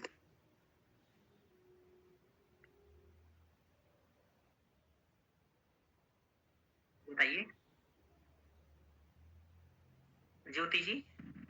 सर सी डॉक्टर जो रेविज जी। तो संपर्क सिद्धांत के जो रेविज हैं ये पूछा गया। एक और पूछा गया कि भाषोत्पत्ति संदर्भ ही समन्वय सिद्धांत से प्रवर्तका कहा। समन्वय सिद्धांत के प्रवर्तक कौन? Sir Henry sweet. Henry sweet ने समन्वय सिद्धांत का, जी बिल्कुल। तो यही आपको याद रखना है, इस तरीके से आपसे कोई भी सिद्धांत पूछेगा कि रणन सिद्धांत भाषा उत्पत्ति संदर्भ रणन सिद्धांत से प्रवर्तका को अस्ति, ऐसा पूछेगा, है ना। दिव्योत्पत्ति सिद्धांत किससे होगा, ऐसे कई क्वेश्चन पूछे गए। तो यही सिद्धांत है, यही है, एक पेज है शॉर्ट नोट से, बार बार रिवीजन कर लीजिए, 4-5 बार आ जाएगा। मोस्ट इंपोर्टेंट मैंने वो भी लिख दिया है, ठीक है। तो भाषा उत्पत्ति में इतना ही है। अब भाषा की जो परिभाषाएं हैं उससे क्वेश्चंस बनेंगे, परिभाषाओं के बारे में पढ़ना है। तो देखो सबसे पहले ये कि संस्कृत के बारे में आप लोगों को मूल पढ़ना है, कारण है संस्कृत को वैज्ञानिकता सिद्ध करने के लिए भाषा विज्ञान पढ़ना है। तो जब परिभाषाएं पूछी जाएंगी तो संस्कृत वालों को ज्यादा महत्व दिया जाता है, हालांकि जो आधुनिक में भी ज्यादा महत्वपूर्ण लोग हैं, जैसे कि भोलानाथ तिवारी का नाम ज्यादा प्रसिद्ध रहता है, सबके मुंह पर याद रहता है। विलियम जोन्स का नाम सबके मुंह पर याद रहता है, हेनरी स्वीट का नाम सबके नाम पर याद रहता है। तो इन लोगों की भी परिभाषाएं देखनी पड़ेंगी, बाकी हम लोगों को अपनी देखनी है। सबसे पहले ऋग्वेद आया 1500 ईसा पूर्व पहले आया, उसी के बारे में जानते हैं क्या कहा गया ऋग्वेद में। कह रहे भाषा सततशीलता है, सतत चलने वाली है, जैसे नदी हमेशा बहती रहती है ऐसा। लेकिन नदी परिवर्तन भी होती रहती है, ये क्षणभंगुरवाद का कहना। तो भाषा सततशील है और परिवर्तनशील भी है, ये सब स्वीकार करते हैं कि भाषा परिवर्तनशील है। क्यों? क्योंकि जब रामचरितमानस आज से 400-500 वर्ष पूर्व जो लिखी गई, आज उसकी भाषा बदल गई है। आज उस समय से मतलब आज की भाषा बदल गई। क्यों? इसलिए बदल गई क्योंकि धीरे धीरे किसी बात का संकोच होता है, विस्तार होता है, और भी कई कारण होते हैं जिस कारण भाषाएं अपने मूल स्वरूप का परित्याग करती। ठीक है, ध्यान रखिएगा। आगे चलते हैं। तो इन्होंने कहा सम्यक स्नवंती सरितो न धेना अंतर्हृदय मनसा पूज्यमाना। कह रहे जैसे जो नदी होती है वो बेहतर तरीके से बहती है, सम्यक स्नवंती सरितो, इसी प्रकार जो आपकी भाषा है वो अंतर हृदय यानी हृदय से, मनसा मन के द्वारा, पूज्यमाना पवित्र होकर के प्रयोग करने चाहिए। यानी धेना अंतर हृदय मनसा पूज्यमाना, यानी कि जो भाषा है वो हृदय और मन से पूज्य पवित्र करके बोलनी चाहिए। कुल मिलाकर के ये पवित्र होती है। कुल मिलाकर के ये जब भाषा बोलते हैं तो कैसे भाषा को सुधारोगे या कैसा है भाषा? तो भाषा एक तो ये बता रहा है सततशील है नदी के समान, और परिवर्तनशील ये है कि भाई उसे हम छान करके आदि करना चाहिए। आपको बताऊं, जब एक इंद्र से भी एक ऋषि ने ये बात कहा था, ऋषि का नाम तो याद नहीं आ रहा, कि सत्तु में तेता उना पुनंतो देवाः, उसी के आगे की बात है कि देवी अजयंत देवीं वाक् अजयंत देवाः। तो सत्तु में वित्तोना परंतु देवाः, कि देवता जो हैं वो जैसे सत्तु हम छन्नी से छान करके खाते हैं, जिससे कि उसमें सर ज्ञान सत्तु में अवांछित तत्व ना खाएं हम। ज्ञान सुक्त जी बताइए कुछ सर ज्ञान सुक्त से है 10 से घट। जी, तो वहां यही बात कहते हैं वो कि सत्तु के समान छान करके हमें क्या करना है, जैसे सत्तु को छान लेते हैं वैसे ही छान करके प्रयोग करनी है। ये देवता लोग ऐसे ही प्रयोग करते थे। अब देवता करते थे अथवा नहीं करते थे, लेकिन जो एक अच्छे स्तर पर लोग होते हैं, बहुत बनावटी की और अच्छी भाषा बोलते हैं। ठीक है, ऐसा इसलिए क्योंकि भाषा का भी एक प्रभाव व्यक्ति पर जाता है। यदि गांव में आकर के कोई इंग्लिश बोलने लगे तो उसका एक प्रभाव अलग ही होता है, ये आप जानते हैं। ठीक है चलिए, तो अब एक क्वेश्चन पूछा गया यूपी पीजीटी 2021 में कि विकास की दृष्टि से भाषा किसके समान है? पर्वत के समान, नदी के समान, तलाक के समान या वृक्ष के समान? बोलो नदी। बताइए। नदी के समान। अब बताओ ये क्वेश्चन कहाँ से बना है? संस्कृत की लाइन तो दिया नहीं, ये ऋग्वेद की लाइन से क्वेश्चन बन गया कि सम्यक न स्नवंती सरितो नदेना अंतर्हृदा मनसा कुछ। देख रहे हो कहाँ से क्वेश्चंस बनते हैं, कुछ भी पूछ लेना। इसलिए जब पढ़ो ना तो थोड़ा रिसर्च करके पढ़ो, या फिर ऐसे व्यक्ति से पढ़ो जो रिसर्च करके पढ़ा दे, और वो वही पढ़ा सकता है जो ज्यादा प्रसिद्ध नहीं है।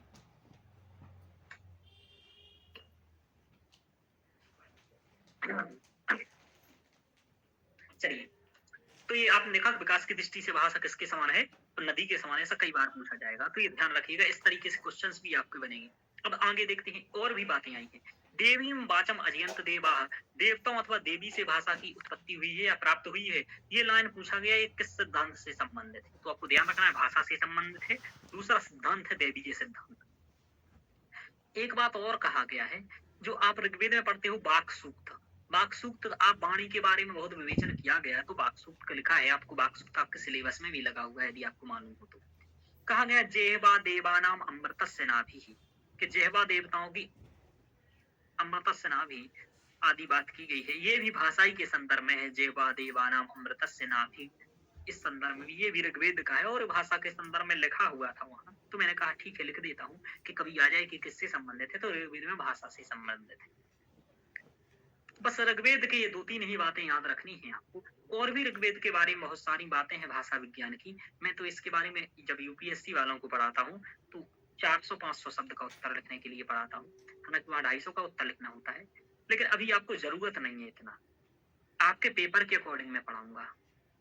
प्रश्न आपका देख रहे हो, आप कर ही लिया है आपने। यूपीपीजीटी संस्कृत 2021 में पूछा गया देवीं वाचम अजयंत देवा है केन भाषोत्पत्ति सिद्धांत संबद्धा, तो आप कहेंगे देवी सिद्धांत है। ठीक है, अब देखो आगे है बृहदारण्यक उपनिषद। ठीक है, बृहदारण्यक उपनिषद किस वेद से संबंधित है? बोलो बताइए। सर बृहदारण्यक उपनिषद किस वेद से संबंधित है?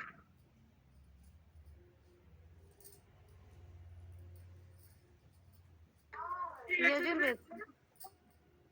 ठीक, शुक्ल से या कृष्ण से?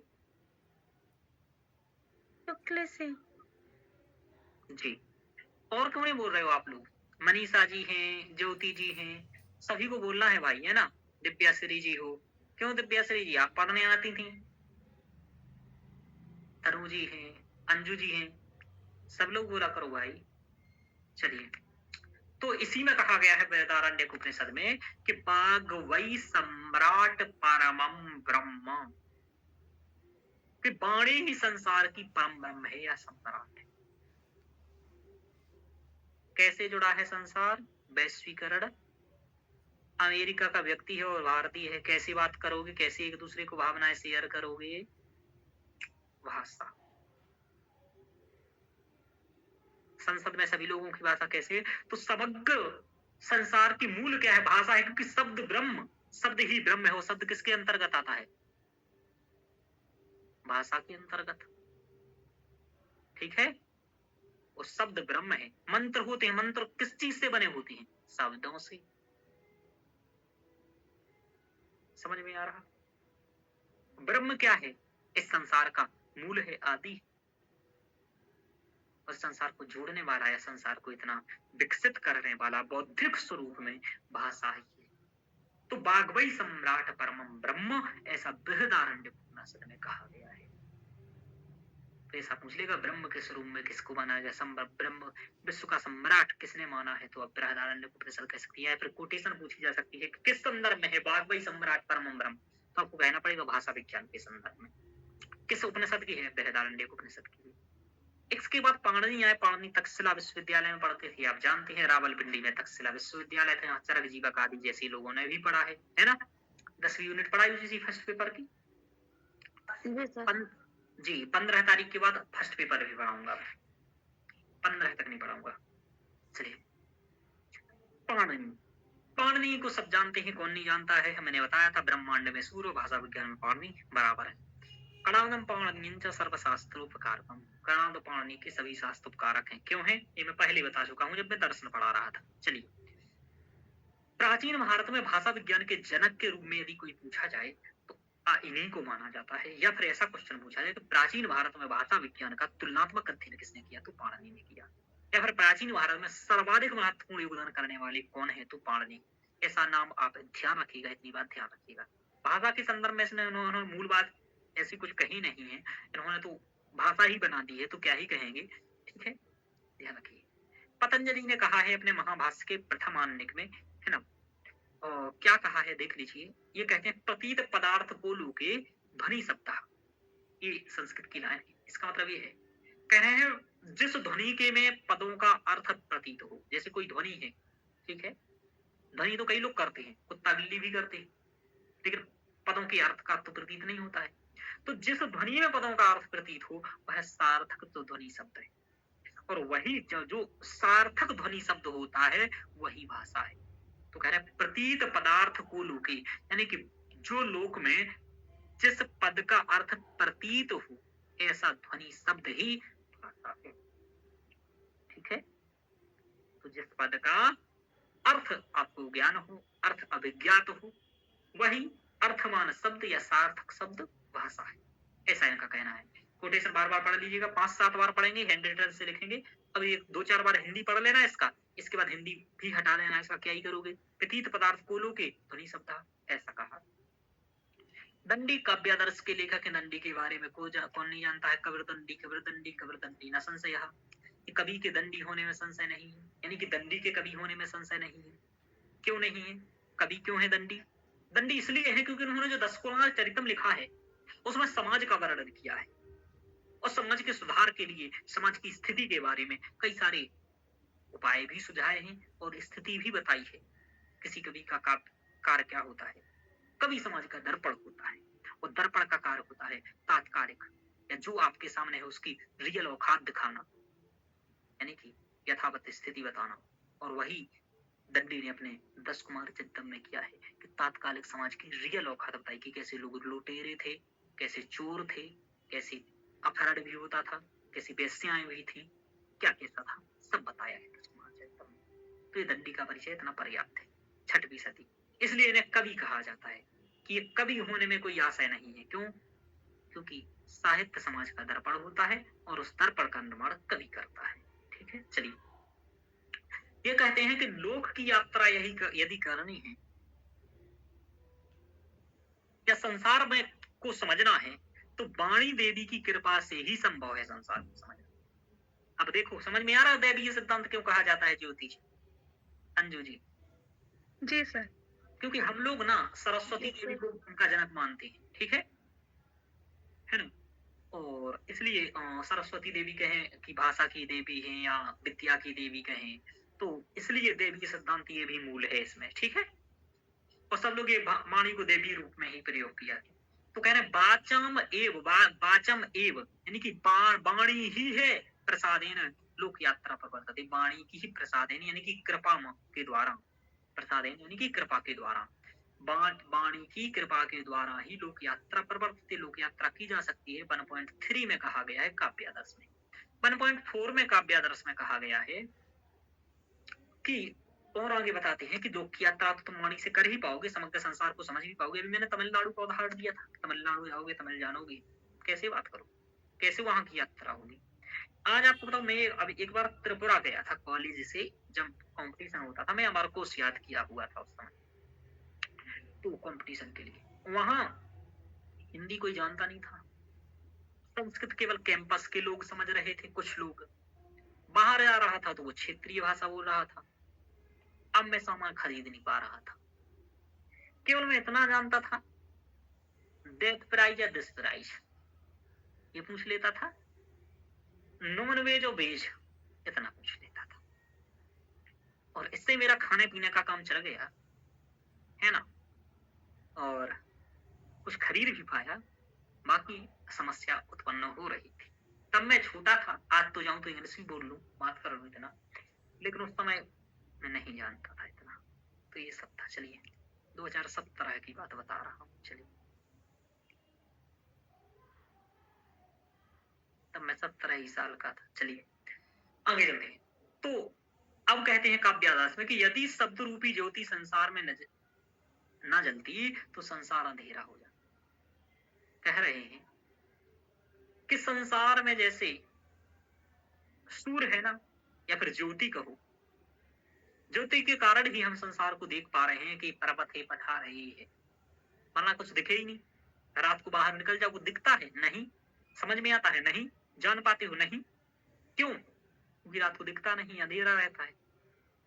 तो जैसे सूर्य का प्रकाश संसार को समझने में कार्य करता है, उसी प्रकार इदम अंधन तमः कृष्णम जायेत भुवनत्रयम्, कि इस तीनों भुवन में कृष्णम जायेत, काला पड़ जाएगा, अंधकार हो जाएगा, अंधन तमः कृष्णम हो जाएगा, है ना, यदि नहीं होगा। यदि शब्दाद्वयम् ज्योतिरा संसारम न दीप्यते, कि इसी प्रकार यदि शब्द ज्योति रूपी, यदि सब यानी ज्योति रूपी शब्द यदि संसार में ना हो तो वैसे ही अंधेरा हो जाएगा, जैसे ज्योति के रहते या सूर्य के रहते संसार में अंधेरा हो जाता है। यानी कि शब्द वह ज्योति है जिससे हम समग्र लोक की यात्रा कर सकते हैं, या समग्र संसार को चला रहा है। यानी कि वैश्वीकरण के या समग्र विश्व को जोड़ने में भाषा को ही मूल मान रहे।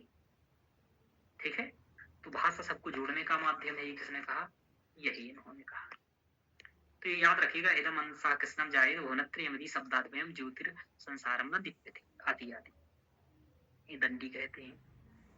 अब वाक्पदीयम में भर्तृहरि हैं, इसके बाद आते हैं 7वीं सदी के हैं भाग। इनकी पिंगला इनको धोखा दे गई थी भाई, है ना, क्यों ज्योति जी, याद है ना अंजलि जी?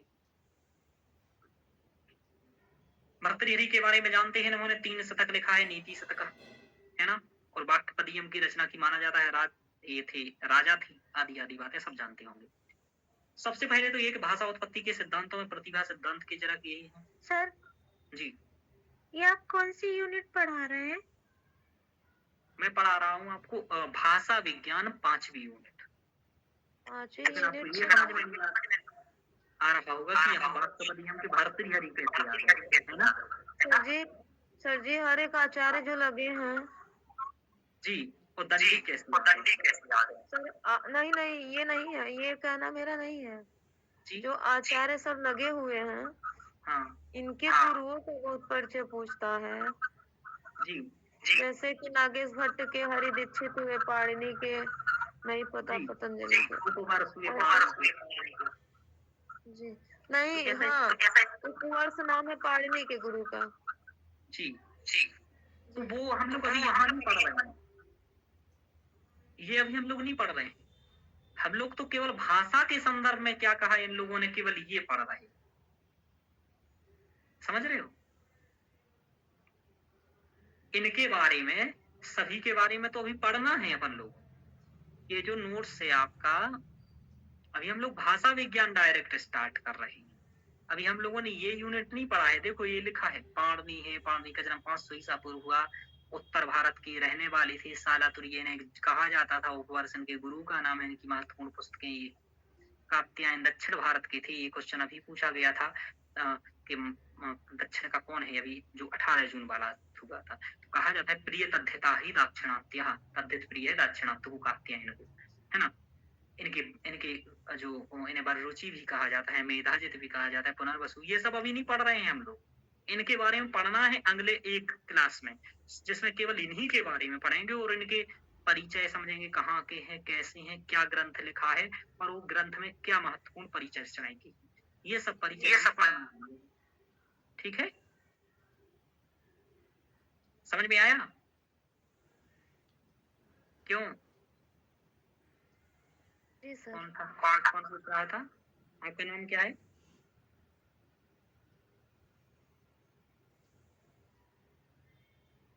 चलिए अब देखो, पूनम जी पूछ नहीं थी क्या? चलिए देखो, वाक्यपदीयम में कहते हैं कि नासो अस्ति प्रत्ययो लोके यह शब्दानुक्रमाद्रते अनुविध्यम विज्ञानम सर्वम शब्देन भासते। ये वाक्यपदीयम के ब्रह्म कांड में कहा है। आपको यूजीसी नेट के सिलेबस में भी वाक्यपदीयम का ब्रह्म कांड लगा हुआ है। कहा गया है भाषा ही ज्ञान को प्रकाशित करती है तथा इसके बिना नाम रूप गुण आदि ज्ञान संभव नहीं। आप किसी का नाम कैसे रखोगे, किसी के गुणों का बखान कैसे करोगे, किसी चीज को कैसे करोगे? तो कह रहे ना सो अस्ति प्रत्ययो लोके यह शब्दानुक्रमादति, नहीं कि शब्दों के अनुक्रम करने का, उनको अनुसरण करने के अलावा ऐसा कुछ नहीं है। अनुविध्यम विज्ञानम सर्वम शब्देन भासते, जो कुछ भी होता है ना, किसी के नाम को पुकारना हो, गुणों को बताना हो या कोई भी बात का परिचय करना हो, तो सर्वम शब्देन भासते, ये सभी चीजें शब्द से ही प्रकाशित होती, समझाई जा सकती, उद्घाटित की जा सकती। मैं कुछ भी चीज आपको समझा रहा हूँ, बिना शब्दों के नहीं समझा सकता, समझ पा रहे हो ना? तो सर्वम शब्देन भासते, ये किसका कथन है? वाक्यपति में ब्रह्मकांड में कहा गया है। ना सोस्ति प्रत्ययो लोके यह शब्दानुक्रमात् के अनुविध्यम विज्ञानम सर्वम शब्देन भासते, ये इनका कहना है। इसका भर्तृहरि का कि संसार की सभी चीजें जुड़ी हुई हैं परस्पर, मतलब किसी भी चीज के की यदि विचारों का व्यक्त करना है तो भाषा चाहिए, ऐसा कहना है। सीधे तौर पर तो नहीं कह रहे हैं, इनकी भाषा थोड़ी अलग है, पर भाव वही है कि हम कैसे हर चीज नाम गुण रूप आदि को बताएंगे। ठीक है, तो भाषा के द्वारा ही प्रकाशित करेंगे, उद्घाटित करेंगे, उद्भाषित करेंगे, है ना।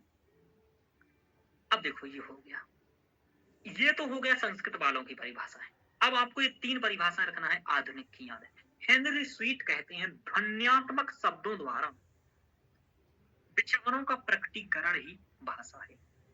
अपने जब ध्वनि के, क्योंकि हम कोई भी शब्द बोले तो ध्वनि ही निकलेगी, निकलेगी कि नहीं निकलेगी, तो ध्वन्यात्मक शब्द ही कहलाएंगे वो।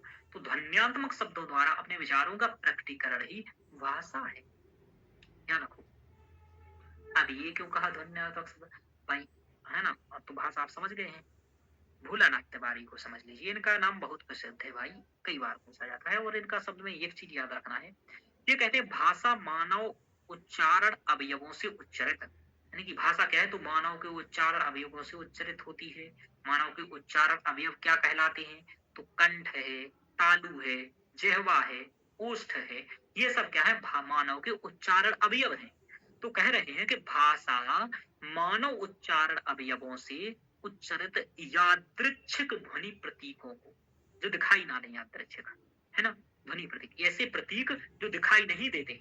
शब्द दिखाई देता है नहीं, तो ऐसा जो उच्चारण अवयवों से निकलता है, दिखाई नहीं देता है, को वह संरचनात्मक व्यवस्था है। यानी कि भाषा मानव उच्चारण अवयवों से उच्चरित यादृच्छिक ध्वनि प्रतीकों की वह संरचनात्मक व्यवस्था है जिसके द्वारा समाज विशेष के लोग आपस में विचार का विनिमय करते हैं, एक दूसरे को अपने विचार संप्रेषित करते हैं, भेजते हैं या फिर बातें करते हैं, या आज के समय में आप कहें चैटिंग करते हैं। ठीक है, हालांकि चैटिंग तो लिख करके कर लेते हो आप लोग, लेकिन शब्द तो वही लिखते हो जो आपके मौखिक रूप से चलती है। तो कैसे याद रखोगे परिभाषा? ये शब्द याद रखना कि भाषा मानव उच्चारण अवयवों से उच्चरित यादृच्छिक ध्वनि प्रतीकों, ये शब्द हमेशा मिलेगा जहां भी मिलेगा। यादृच्छिक ध्वनि प्रतीकों की वह संरचनात्मक व्यवस्था है जिससे विचार विनिमय होता है। 3-4 शब्दों पर गोला बना लीजिएगा, उच्चारण अवयवों, विचार विनिमय, यादृच्छिक ध्वनि प्रतीकों। पूनम जी को शायद नेट की प्रॉब्लम आ रही है क्या, बार बार आपका कट रहा है ना?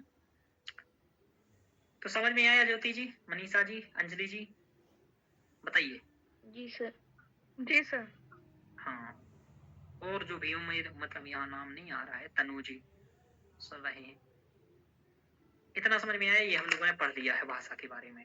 तो अब हम लोग पढ़ते हैं जो आधुनिक समय में भाषा विज्ञान के बारे में सबसे ज्यादा आधुनिक भाषा विज्ञान का जनक विलियम जोन्स को माना जाता है। क्योंकि देखो आधुनिक समय के हम ये जरूर कह सकते हैं कि प्राचीन समय में हमारे ऋषि लोग मंत्र कम जपते थे और शोध अनुसंधान ज्यादा करते थे, और जिसके आधार पर वो प्राचीन भारत में विज्ञान अच्छा था, कला अच्छी थी, तंत्र अच्छा था।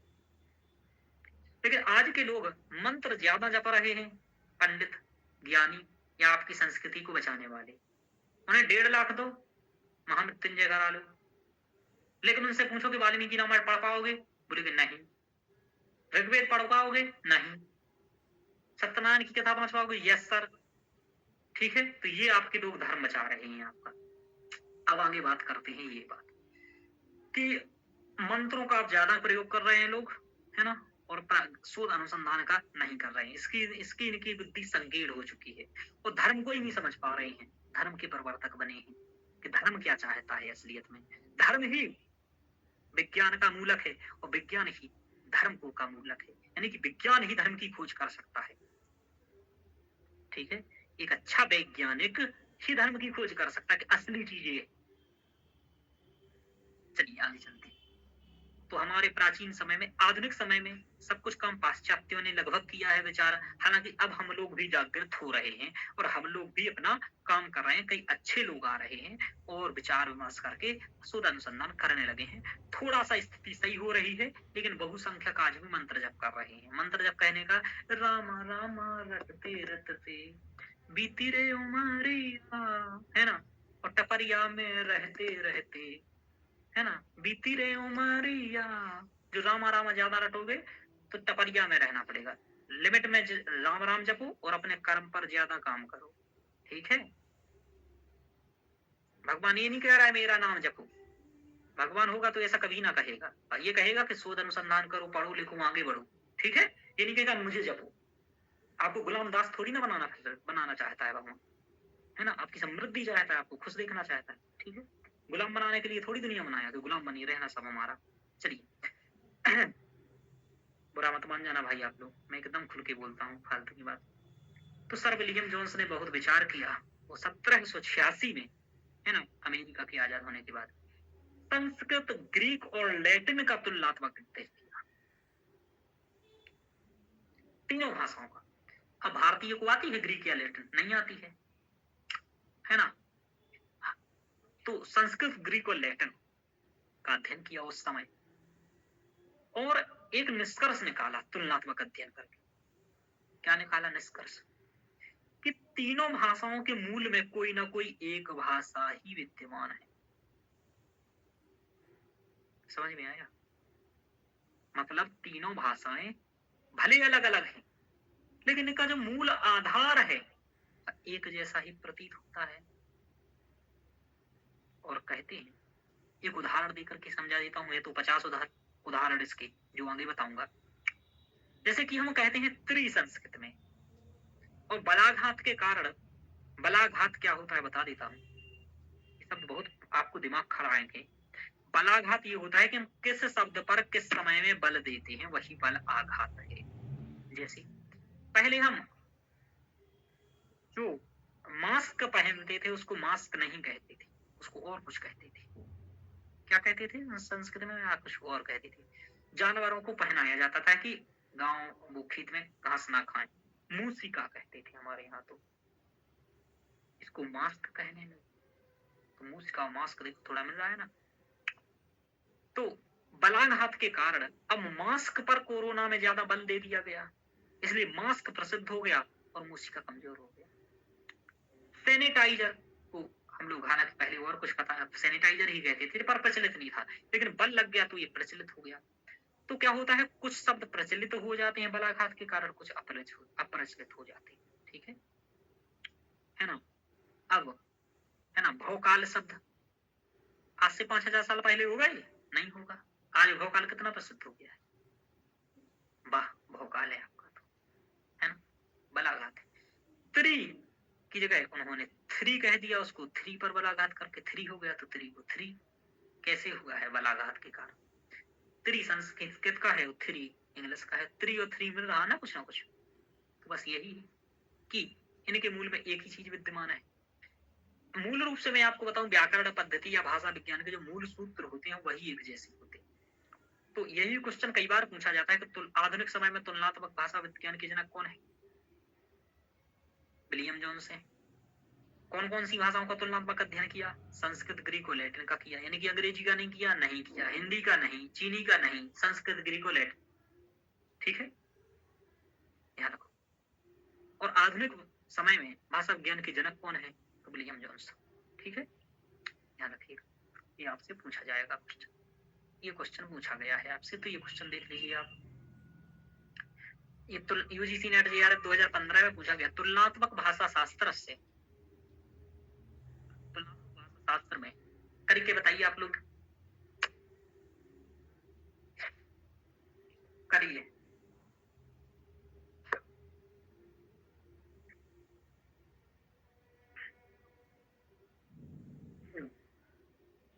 ए गोविंद,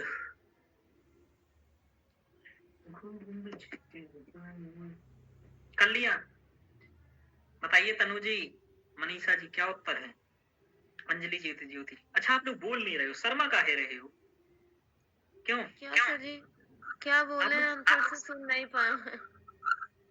आप शर्मा रही हो, तो नहीं हो क्या? नहीं, सोए नहीं थे, थोड़ी सी सर्दी जुकाम पकड़ लिया है। अच्छा, दिव्या श्री चौथा है। ये क्वेश्चंस का आंसर देना है मनीषा जी, ज्योति जी, कि कौन सी भाषाओं का तुलनात्मक भाषा शास्त्र से अध्ययन से आरंभ काले, क्योंकि आरंभ किसने किया आधुनिक समय में? विलियम जोन्स ने। कयोः भाषयोः मध्ये ध्वनि साम्यम प्रत्यक्षीकृतम्, किन भाषाओं के मध्य में ध्वनि की समानता का प्रत्यक्ष किया, कि कुछ ना कुछ तो समान है। ठीक है, संस्कृत और लैटिन भाषा का किया गया है। तो संस्कृत, लैटिन और ग्रीक का किया था। ठीक है, तो उत्तर डी होगा, डी होगा। क्वेश्चंस बनते रहते हैं आपके। तो ये हम लोगों ने दो चीज आज कर लिया कि भाषा विज्ञान के महत्वपूर्ण सिद्धांत क्या है, भाषा विज्ञान के संदर्भ में जो परिभाषाएं दी हैं, भोलानाथ शास्त्री हो या फिर हेनरी स्वीट हो या फिर जो भी वो पर देखा, भाषा उत्पत्ति के सिद्धांत देख लिए। अब हम लोगों को अध्ययन करना है भाषाओं के वर्गीकरण पर। अब आप सिलेबस पर चलिए, तो इसी तरीके से मैं एक एक टॉपिक्स कवर कराऊंगा, देख लीजिए। मतलब मैं एक टॉपिक्स पढ़ाऊंगा, ऐसे ही रिसर्च करके लाऊंगा। देखो, भाषा की परिभाषा हो गया ना। देखो, भाषा उत्पत्ति का सिद्धांत यहाँ सिलेबस में नहीं लिखा था, लेकिन मैंने जब पीवाई को देखे तो मुझे सिद्धांत दिखे, इसलिए मैंने 5-7 सिद्धांतों के नाम बता दिए। तो ये मेरा नैतिक कर्तव्य है कि जो नहीं भी दिख रहा है सिलेबस में और यदि पेपर में पूछा जाता है तो मैं स्वतः संज्ञान लेते हुए उसको आपको पढ़ाता हूँ।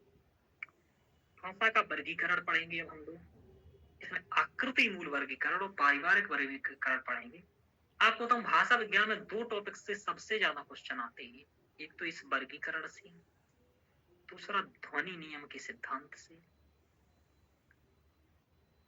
और तीसरा कहाँ गया भाई, सही नीचे लिखा है, तीसरा आता है अर्थ परिवर्तन की दिशाओं कारण से। सबसे ज्यादा क्वेश्चन मुझे देखने को मिलती है। ठीक है, मतलब ये आप समझो कि सभी टॉपिक्स में सबसे ज्यादा इंपॉर्टेंट है। मतलब यदि 100 क्वेश्चन आए हैं तो 30 क्वेश्चन भाषा वर्गीकरण के होंगे पिछले 15-20 साल में, ध्वनि विज्ञान के 30 होंगे और इसके भी 30 होंगे, बाकी 10-15 क्वेश्चन में सब समझ जाएंगे। तो ये बात है। अर्ध स्वर का भी 50 बार क्वेश्चन आता है कि यावरण और वावरण अर्ध स्वर है, ये अभी पढ़ा दूंगा, अभी याद पढ़ाऊंगा। तो भाषाओं का वर्गीकरण पढ़ना है। क्यों पढ़ना है भाषा का वर्गीकरण? पढ़ते हैं हम लोग। तो बताइए, जो टॉपिक्स पढ़ाई इतना समझ में आया? बोलो बोलो। जी सर, समझ आ गया ना? हाँ, और जो भी मतलब एक क्लियर रहेगा कि क्या पढ़ा रहा हूँ, उसके बाद क्या पढ़ा रहा हूँ। यहाँ मैं क्लियर पढ़ाऊंगा। भाषा की परिभाषा पढ़ा दिया, भाषा का वर्गीकरण पढ़ रहे हैं, तो ध्वनियों का वर्गीकरण पढ़ेंगे, मानवीय ध्वनि तंत्र पढ़ेंगे, ध्वनि परिवर्तन के कारण पढ़ेंगे, आंतरिक कारण और बाह्य कारण। आंतरिक कारण कितने, बाह्य कारण कितने, क्वेश्चन आया है इससे कई बार। ध्वनि नियम पढ़ेंगे। ग्रम, ग्रासवान और वर्णन, ये अर्वाचीन है, ये प्राचीन है। अर्थ परिवर्तन की दिशा एवं कारण पढ़ेंगे, इससे काफी क्वेश्चन आए हैं भाई। वाक्य का लक्षण और भेद पढ़ेंगे। व्यवहारों की भाषा का परिवार में कैंट, मोसटम्बर्ग पढ़ेंगे। वैदिक भाषा की और लौकिक में अंतर पढ़ेंगे। भाषा और वाक्य में अंतर, भाषा बनाम बोली में अंतर। तो इस तरीके से भाषा विज्ञान आपका हो जाएगा अगले 4 से 5 लेक्चर में।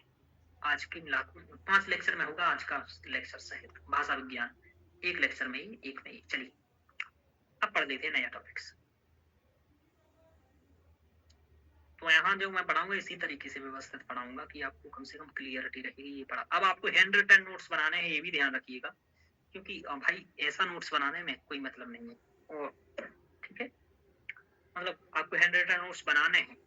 सर ने क्या कहाँ लिखा है सर को पता है, आप कहाँ क्या लिखोगे ये आपको पता रहेगा। आप केवल समझो, कंटेंट मिल गया, हैंड रिटन शॉर्ट नोट्स अच्छी राइटिंग में बनाओ। सर की गंदी राइटिंग है।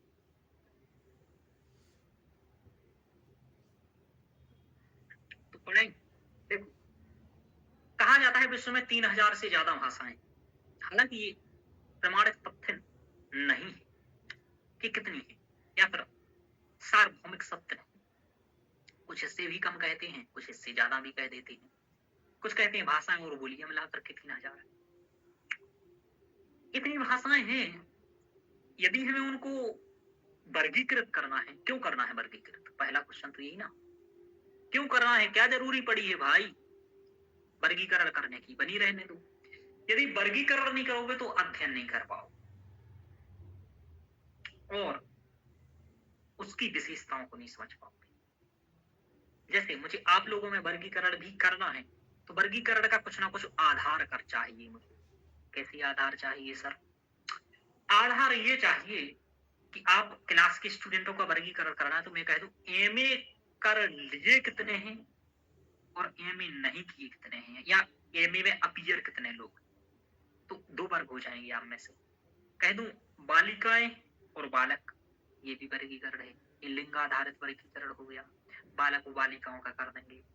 जब डिग्री को आधार बना देंगे तो डिग्री आधारित वर्गीकरण, यानी कि बांट करके क्या कर लोगे, किसी भी चीज का सुव्यवस्थित अध्ययन कर लेंगे, इसलिए वर्गीकरण किया जाता है। तो वर्गीकरण करके से ये लाभ होता है कि आप किसी चीज का सुव्यवस्थित अध्ययन कर पाते। तो भाषाओं का वर्गीकरण क्यों करना है? क्योंकि भाषाओं के विज्ञान को समझ तो उसका वर्गीकरण करना पड़ेगा। जब वर्गीकरण कर लेंगे तो उसके को हम सुव्यवस्थित तरीके से समझ पाएंगे, और ये भी समझ पाएंगे कि चीनी में और भारतीय में क्या, संस्कृत में क्या अंतर है। ये समझ पाएंगे कि ग्रीक में और भारतीय में क्या अंतर है। ऐसा बहुत विचार किया पाश्चात्य विद्वानों ने, जिसमें पहले प्रोफेसर स्लेगेल हैं, जिनके द्वारा सबसे पहले इस प्रकार का वर्गीकरण किया गया। आधार क्या रहा अभी बताता हूं। तो एक बार क्वेश्चन यूजीसी ने पूछा कि भाषाओं का वर्गीकरण कितने प्रकार का है, तो आप कहेंगे 2 प्रकार का, एक तो आकृति मूल वर्गीकरण और एक पारिवारिक वर्गीकरण। किसने किया सर्वप्रथम ये वर्गीकरण? तो प्रोफेसर स्लेगेल द्वारा ये किया गया। प्रथम बार किया गया, दूसरी बार किया गया, सर्वप्रथम किया गया। तो सर्वप्रथम भाषाओं का वर्गीकरण किसने किया? प्रोफेसर स्लेगेल ने। कितने वर्गों में किया? 2 में। कौन सी? आकृति मूल वर्गीकरण, पारिवारिक वर्गीकरण। क्या प्रधानता थी, किस आधार पर किया? तो कहना है कि शब्द और अर्थ के आधार पर किया। शब्द तत्व की प्रधानता या अर्थ तत्व की प्रधानता के आधार पर आकृति मूल वर्गीकरण और पारिवारिक वर्गीकरण कर दिया गया। यानी कि आकृति मूल वर्गीकरण शब्द प्रधान है और पारिवारिक वर्गीकरण अर्थ तत्व प्रधान है। ठीक है, ये रचनात्मक तत्व प्रधान है, यानी कि रचनात्मकता कहाँ देखी जाती है? आकृति मूल वर्गीकरण में। अर्थ तत्व देखा जाता है पारिवारिक वर्गीकरण में, शब्द तत्व देखा जाता है आकृति मूल वर्गीकरण में। तो आपको ये समझ में आया कि किस आधार पर वर्गीकरण किया? शब्द और अर्थ तत्व के आधार पर। अर्थ प्रधान परिवार में होता है, क्योंकि परिवार में यदि मिलाकर के चलना है तो पैसा चाहिए। परिवार वाले तभी खुश मिलके चलेंगे जब पैसा होगा, वरना आपको मारेंगे और कहेंगे क्या कर रहे हो, 5 साल से तो पढ़ रहे हो, क्या उखाड़ लिए? नाम करते हो पढ़ने का, पता नहीं क्या क्या कर रहे हो। सुना कभी ये सेंटेंस? हाँ सर, इतना पर्सनल है ये तो। तो हमारे भैया का प्रसिद्ध वाक्य है क्या, तेरा कुछ समझ ही नहीं आता है, कभी मास्टर बनता है, कभी वकील बनता है, कभी आईएएस बनता है।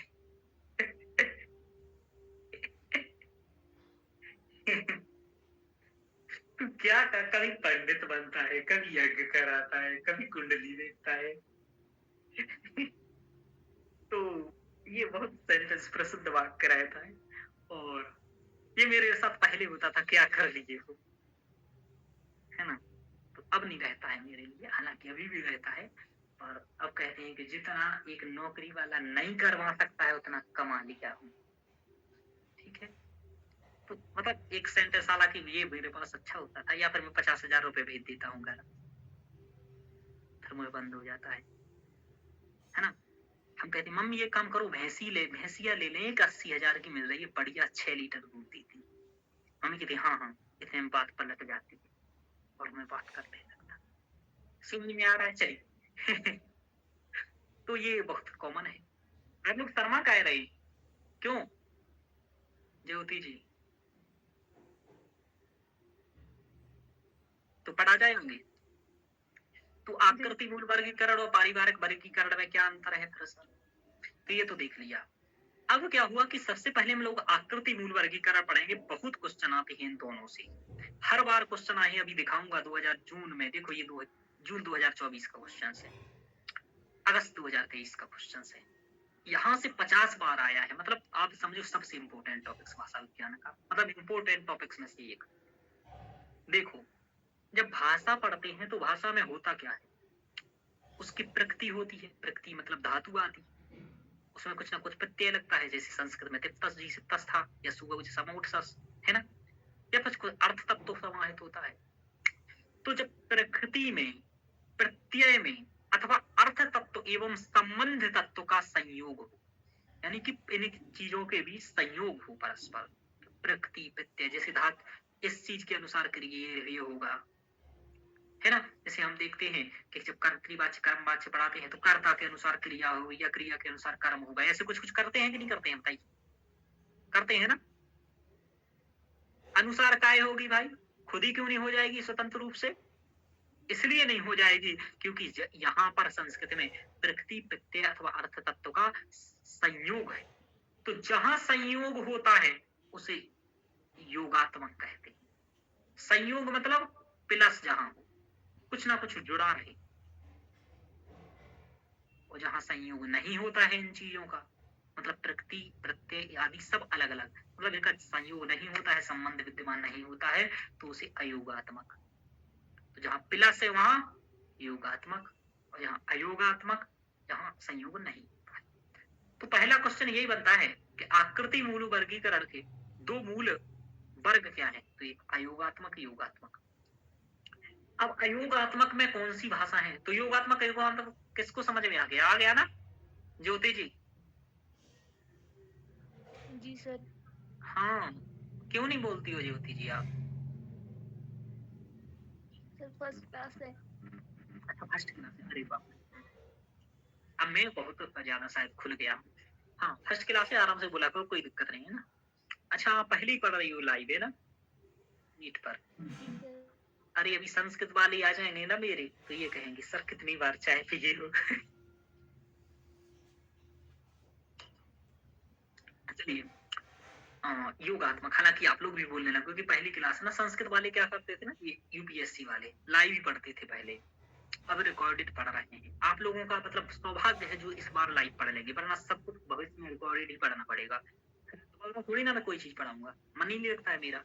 चलिए हर समय मुझे नया नया चाहिए, छड़े छड़े अन्न बताओ भाई, देव रूपम नमनीताया। चलिए तो योगात्मक क्या जी, आपने यूपीएससी का मेंस लिखा हुआ है?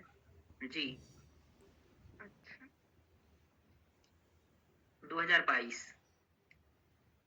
फिर उसके बाद नहीं लिखा?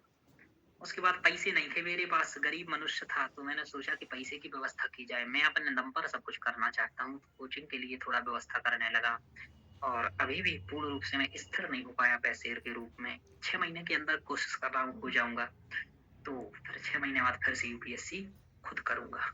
मतलब अभी 24 वाला आपने नहीं लिखोगे, 25 नहीं, वाला, सॉरी। मैं 25 वाला भी मैं प्री नहीं दूँगा, 23 वाला भी नहीं दिया, 24 वाला भी नहीं दिया, तीनों नहीं दिए। Okay okay sir. और इसलिए नहीं दिया, कारण यही है कि मुझे निकालना है यूपीएससी और अटेम्प्ट बर्बाद नहीं करने हैं। जनरल है, ये सबसे बड़ी दिक्कत है। ओह, पर कोई तो दिक्कत नहीं, 22 जो आपका अटेम्प्ट था वो कौन सा अटेम्प्ट था? फर्स्ट ही था। ओ, आपने फर्स्ट में प्री निकाल लिया था। वाह। जी, मैं 2019 से तैयारी कर रहा हूँ यूपीएससी की, 18 स्टार्ट से। सीटेट की तैयारी किया था 2018 में, 18 साल का था। 19 का था तब, 19 में 2019 से यूपीएससी किया, 2022 तक पढ़ाई किया था, 2020 से कोचिंग पढ़ाने लगा। हालांकि प्रॉपर रूप से 2022 के बाद से कोचिंग पढ़ाया। यहाँ से यहाँ तक केवल 2-3 ही बैच पढ़ाए थे संस्कृत के। 2022 के बाद 15 बैच पढ़ा चुका अभी तक, काफी बढ़ा दिया। आगे चलते हैं। तो योगात्मक में क्या होता है, प्रकृति प्रत्यय आदि सभी चीजों का जोड़ होता है। अब देखो, सब 50 बार क्वेश्चन आया है कि चीनी भाषा निम्नलिखित में से किससे संबंधित है। योगात्मक, अयोगात्मक, श्लिष्ट या प्रश्लिष्ट, 4 विकल्प दे देगा। तो अयोगात्मक है चीनी, तिब्बती, बर्मी, अनामी, सूडानी और श्यामी। ये सब जो भाषाएं हैं ना, चीनी, तिब्बती, अनामी, सूडानी, ये सब पता है कहाँ की है? ये है हमारा प्यारा सा भारत। अरे थोड़ा सा डिस्टर्ब हो गया।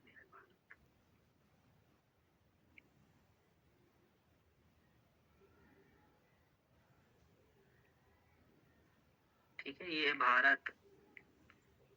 इस भारत के यहाँ का जो सब कुछ है, ये है तिब्बत, ये है चाइना, इसके अलावा यहाँ भी कुछ इन सभी क्षेत्रों में चलती है। ये है भारत से लगा हुआ यहाँ बर्मा, ठीक है, म्यांमार आदि, यही पर ये भाषा चलती है।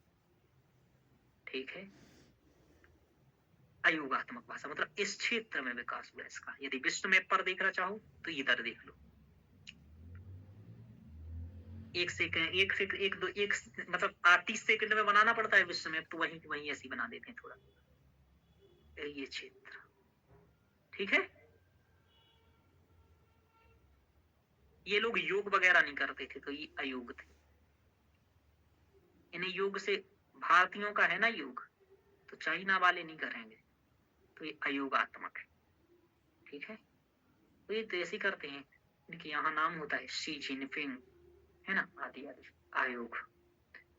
तो अयोगात्मक भाषा देख लिया आपने कहाँ थी। बाकी समग्र संसार की भाषाएं सब योगात्मक है। समझ में आ गया? तो अयोगात्मक का क्षेत्र छोटा है, योगात्मक का ज्यादा है। समझ में आ गया मैप सहित बात आपको? चलिए अब देखो आगे। तो अयोगात्मक भाषाओं के उदाहरण, कई बार क्वेश्चन आएगा कि अयोगात्मक भाषाओं के नाम क्या है, तो रट लीजिएगा कि चीनी, तिब्बती, बर्मी, अनामी, सूडानी, श्यामी, है ना। चीनी, तिब्बती का, अब इसकी ये पूछेगा अयोगात्मक परिवार की प्रतिनिधि भाषा कौन सी है, तो चीनी। ठीक है, अब जो योगात्मक भाषा है, इसमें प्रकृति प्रधान होती है, प्रत्यय प्रधान होता है, और इनके मध्य में संबंध होता है। लेकिन जरूरी नहीं है कि सब में प्रकृति प्रधान हो, जरूरी नहीं है सब में प्रत्यय प्रधान हो, या जरूरी नहीं है सब में समास प्रधान हो। सबकी अपनी अपनी विशेषता हो सकती है। तो योगात्मक के 3 वर्गीकरण किए गए। एक बनाया गया अश्लिष्ट, जिसमें प्रत्यय की विधानता रहती। प्रत्यय जानते हो, जो पीछे लगता है शब्द के, वो प्रत्यय कहलाता है। जैसे पठ धातु है और तिप प्रत्यय लगता है, ता का लोप हो जाता है, पठती बनता है। तो पठती में कौन सा प्रत्यय है, तिप प्रत्यय है। ऐसे तो ये धातुओं में लगने वाले तिप प्रत्यय हो गए, शब्दों सॉरी हाँ शब्दों में लगने तिप प्रत्यय हुए, और वहां शब्द में लगेंगे सुबंत। जैसे राम है, राम में सु लगा, उ खत्म हो गया, सा का विसर्ग हो गया और रामः बन गया। तो रामः में भी एक प्रत्यय लगा हुआ है।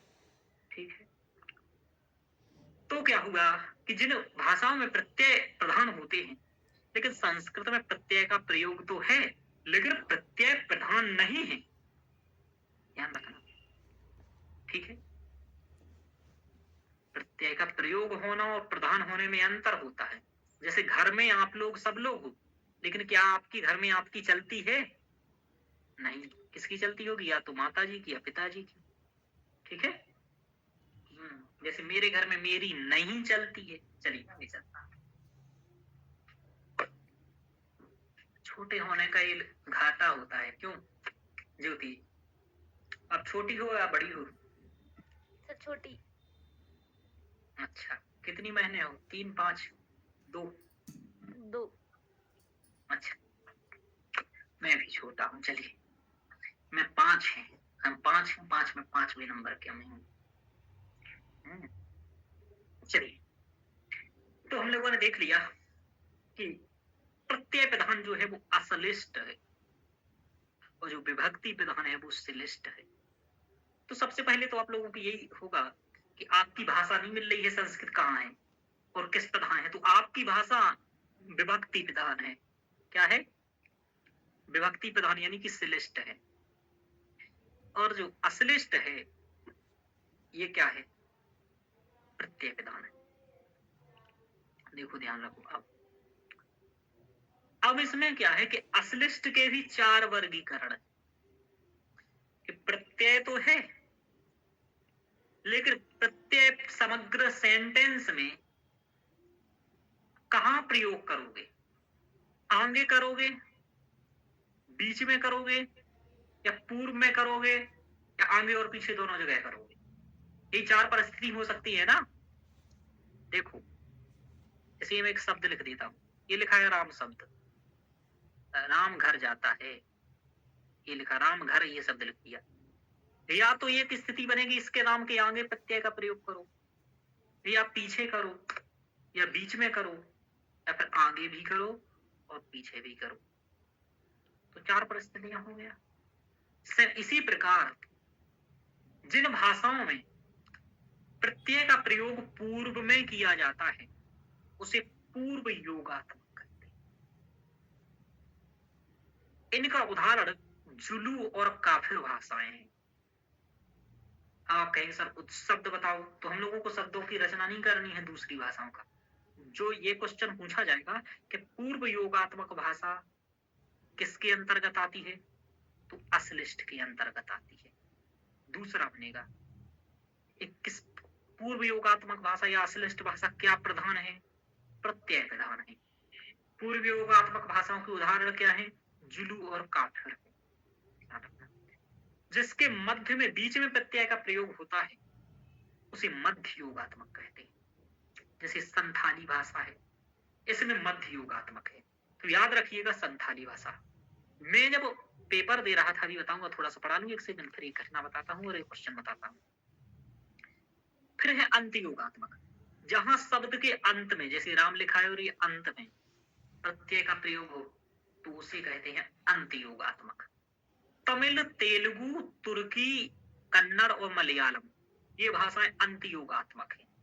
भारत की भाषाओं को तो याद रखिएगा, भारत में अंतिम में ही तो तमिलनाडु है, तेलुगु है, तुर्क है, तुर्की हालांकि दूसरा है, देखने ध्यान रखना, तुर्की भी है यहाँ पर, ये मत भूल जाना। और तुर्की भारत का नहीं है, ये बात ध्यान रखिएगा, दक्षिण में नहीं है।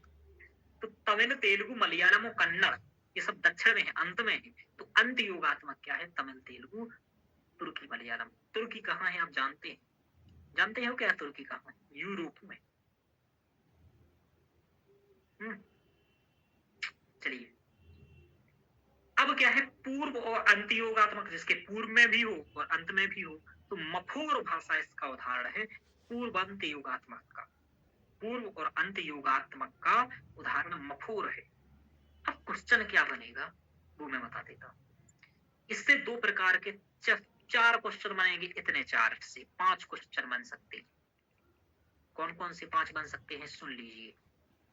पहला क्वेश्चन ये बनता है, जो कि 2024 जून में बना था, कि इनको क्रम से लगाइए। कि जो अश्लिष्ट भाषा के जो 4 प्रकार हैं उनको क्रम से लगा दीजिए।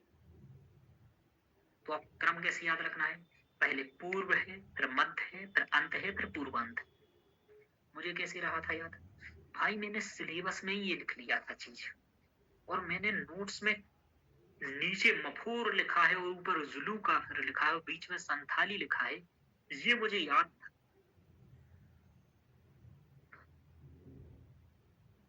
मतलब मुझे कॉपी का जो डायग्राम लिखा था मैंने वो याद था, कॉपी का मुझे याद नहीं था।